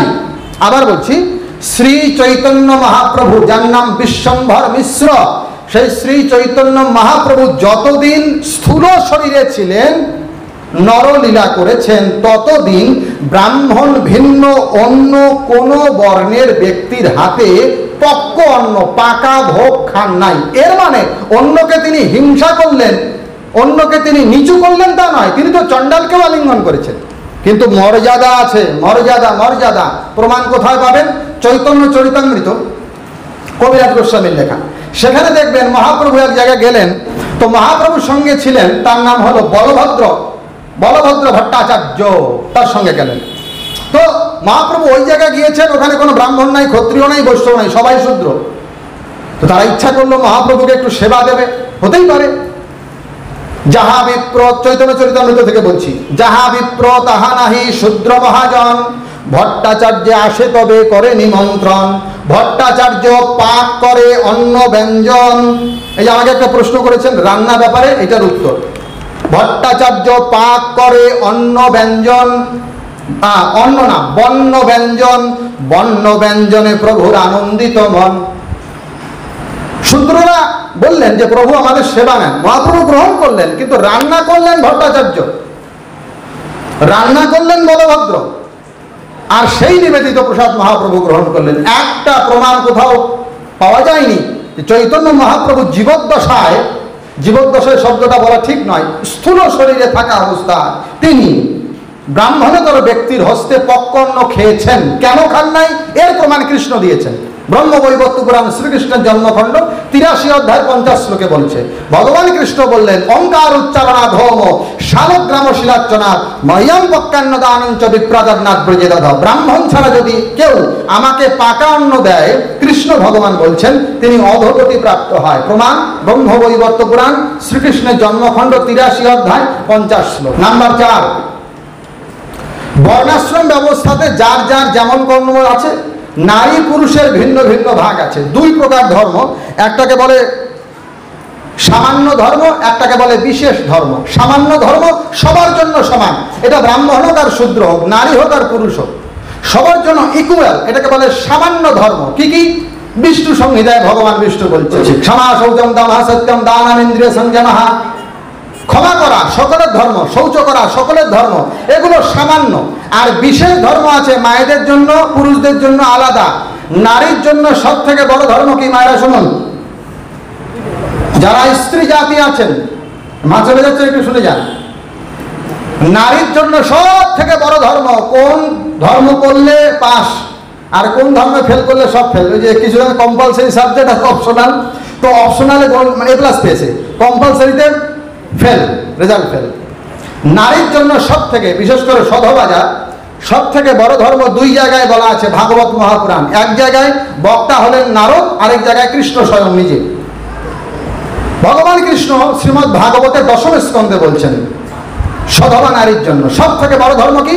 ভরতো শুশ্রূষাম স্ত্রীণাম পরো ধর্ম হি আমায়য়া। ভরতু শুশ্রূষা, ভরতু মানে পতি, আপন আপন স্বামীর সেবা করাই সধবা নারীর পর মানে উৎকৃষ্ট ধর্ম। পর ধর্ম হি আমায়য়া। আর ভাগবতের ষষ্ঠ স্কন্ধে দেবর্ষি নারদ বলছেন স্ত্রীণাম চপতি দেবানাম তৎ শুশ্রূষা অনুকূলতা তৎ বন্ধু সনবৃত্তিশ্চ নিত্যং তৎ ব্রতচারিণাম। স্ত্রীদের কর্তব্য কি? স্ত্রীণাম চপতি দেবানাম, আপন আপন পতিকে সাক্ষাৎ ভগবত জ্ঞান করিবে। ভগবান জ্ঞান তো দূরের কথা, এখন যে কি জ্ঞান করেন। স্বামীর প্রতি টান যেমনি ছেলেও জীবন পায় তেমনি, মনে রাখবেন। এজন্য সধবার সব থেকে বড় ধর্ম স্ত্রীণাম চ পতি দেবানাম, আপন আপন পতিকে সাক্ষাৎ ভগবত জ্ঞান করো। তৎ শুশ্রূষা অনুকূলতা, তার সেবা করো অনুকূল হইয়া। অনুকূল মানে কি? শীতের দিন আপনার স্বামী বাড়িতে এসেছে, তো বলছে জল, তুমি একটা গরম জল করে আনো, তো আপনি কম্বল দিয়ে শুয়ে আছেন, তো জল আনতে গিয়েছেন, খুব রাগে মন গজরাতে গজরাতে গেছেন, যে খুব জল টল এনে এসে ধপ করে রেখেছেন, এই নাও গরম জল। এটা সেবা হলো, কিন্তু অনুকূল হলো না। অনুকূল মানে প্রসন্ন হয়। তৎ শুশ্রূষা অনুকূলতা তৎ বন্ধু নিবৃত্তিশ্চ, শ্বশুর শাশুড়ি ইত্যাদি সেবা করো। মায়েরা, এগুলো পরম ধর্ম, এগুলোতে ফেল করলে সব শেষ। নাস্তি স্ত্রীণাং পৃথক যজ্ঞনব্রত নাপ্তি পোষিতাম পদিং শুশ্রূতেন স্বর্গ মহিয়তে। একাদশী করা যাবে না এটা আমি বলি না, স্বামীর অনুমতি নিয়ে একাদশী করবে, ক্ষতি নাই, কিন্তু পতি সেবা বাদ দিয়ে ধর্মকৃত্য করা নিষেধ আছে। স্কন্দ পুরাণে বলছেন ব্রতোপবাস নিয়ম ভর্তুলঙ্ঘ যা আচরে আয়ুষ্যা হরতে ভর্তু মৃতা নিরবিচ্ছতি। পতিকে বাদ দিয়া, পতিকে লঙ্ঘন করে যদি কেউ ধর্মকৃত্য করে তাহলে ক্ষতি আছে। আর পতি সহকারে একাদশী করেন, ক্ষতি নেই। হ্যাঁ, একাদশী করতে গেলে নিয়ম মতো করতে হবে, খেয়াল খুশি মতো নয়। এগুলো সধবার ধর্ম। স্বামীর ধর্ম কি? বউ পেটা। স্বামীরও ধর্ম আছে। স্বামীর ধর্ম কি? বলছে যত্র নারীয়ন্ত পূজ্যন্তে রমন্তে তত্র দেবতা, যত্রই তস্তুনা পূজ্যন্তে সর্বাস্তত্র অফলা ক্রিয়া। যেখানে নারীর পূজা হয় সেখানে সমস্ত দেবতা কৃপা বর্ষণ করে, যেখানে নারীর অসম্মান হয় সেখানে সমস্ত দেবতা অভিশাপ দেন। আমার বক্তব্য শেষ করব। ভগবান কৃষ্ণ ভাগবত মহাপুরাণের দশম স্কন্ধের 64 অধ্যায়ের 42 নম্বর শ্লোকে তিনি বলেছেন যথা আহম প্রণমে বিপ্রাণ অনুকালম সমাহিতা তথা নমত ইয়ম যোনান্যথা মে সদন্নভান। ভগবান উপদেশ দিতে গিয়ে বলছেন, শোনো শোনো, আমি কৃষ্ণ সমস্ত জগতের অধিপতি। আমি 3 বেলা প্রত্যহ, 3 বেলা ত্রিসন্ধ্যা ব্রাহ্মণকে সমাহিত হইয়া প্রণাম করি, তোমরাও তদ্রূপ করিও। মে সদন্ডভাগ, যারা ব্রাহ্মণকে তিরস্কার করে আমি কৃষ্ণ তার দণ্ড বিধান করি। দ্বিতীয় শ্লোক তস্য বৈ দেব দেবস্য হরের যজ্ঞপদে প্রভাব ব্রাহ্মণা প্রভবদৈবং ন বিদ্যতে পরম। মহাভারতের ভাগবত মহাপুরাণে দশম স্কন্ধের 81তম অধ্যায় লেখা আছে। এখানে বক্তা হলেন স্বয়ং সুখদেব গোস্বামী। তিনি পরীক্ষিতকে বলছেন তস্য বৈ দেব দেবস্য হরের যজ্ঞপদে প্রভাব। সমস্ত দেবতারও দেবতা হলেন কৃষ্ণ, সমস্ত যজ্ঞের অধিপতি হলেন ভগবান কৃষ্ণ, সমস্ত জীবের প্রভু হলেন কৃষ্ণ। কিন্তু শোনো, ব্রাহ্মণা প্রভবদৈবং ন বিদ্যতে প্রভম, এই সমস্ত জগতের যিনি প্রভু সেই ভগবান কৃষ্ণ ব্রাহ্মণকে নিজের প্রভু জ্ঞান করেন। অতএব যারা ব্রাহ্মণ কুলে জন্ম নিয়েছেন, কেবলমাত্র অখাদ্য কুখাদ্য খাওয়ার জন্য এই শরীর পান নাই, তপস্যা করেন, ত্যাগ করেন, না হলে পরবর্তী জন্মে কোথায় যাবেন খবর আছে। আর আলোচনার শেষের দিকে আমি এটুকু বলছি যে আমার বক্তব্যে যদি কেউ আঘাত পেয়ে থাকেন আমি সেটি ক্ষমা সুন্দর দৃষ্টিতে আপনাদের কাছে আহ্বান জানাই। আর যারা বক্তব্যটা শুনেছেন আপনারা মনোযোগ দিয়ে বিচার করবেন শাস্ত্র বাক্যের সঙ্গে। আমি কিন্তু এটি আবারও বলছি, বারবার বলছি, আমার বাক্য বলে তা গ্রহণ করবেন না, আমার বাক্য বলে তা মানবেন না। আপনারা দেখবেন যে আমি যা বলেছি তার সঙ্গে শাস্ত্রের মিল আছে কিনা, যদি মিল থাকে তাহলে সেটি গ্রহণ করবেন। যতটুকু বলেছি এই পর্যন্ত শাস্ত্র বিচারের সঙ্গে সাদৃশ্য রেখে মানার চেষ্টা করবেন। জয় হোক ব্রাহ্মণ সমাজের, জয় হোক সকল সনাতনী সমাজের, সকল হিন্দু সনাতনী সমাজ আবার পুনরায় জাগরিত হোক, শাস্ত্র বাক্যে আস্থাশীল হোক, এই প্রার্থনা জানিয়ে যারা প্রত্যক্ষ বা পরোক্ষভাবে এই অনুষ্ঠানের আয়োজন করেছেন তাদের সকলের প্রতি কৃতজ্ঞতা ধন্যবাদ জানিয়ে, আমাকে নিমন্ত্রণ করার জন্য কৃতজ্ঞতা ও ধন্যবাদ জানিয়ে এই বিশ্বের সকলের শান্তি স্বস্তি ঋদ্ধি বৃদ্ধি ও মঙ্গল প্রার্থনায় আমার বক্তব্যের ইতি টানছি। যদত্র সৌষ্ঠবম কিঞ্চিৎ তদ্গুরুরেব মে নাহি, যদত্র অসৌষ্ঠবম কিঞ্চিৎ তন্মময়ী বা গুরুর নাহি। আমার বক্তব্যে যদি কিছু ভালো বলে থাকি তার সমস্ত কৃতিত্ব আমার জীবন আরাধ্য পরম প্রেমময় শ্রী ঠাকুর অনুকূলচন্দ্রের, আর আমার বক্তব্যে যদি কোনো বিচ্যুতি হয় তার সমস্ত দায়ভার আমার। সর্বেষাং মঙ্গলং ভূয়াৎ, সর্বে সন্তু নিরাময়া, সর্বে ভদ্রাণি পশ্যন্তু, মা কষ্টিৎ দুঃখ ভাগ ভবেৎ। জগতের সকলেই সুখ হোক, সকলেই শান্তি লাভ করুক, কেউ যেন ক্ষণমাত্র দুঃখ ভোগ না করে। ওম শান্তি শান্তি শান্তি।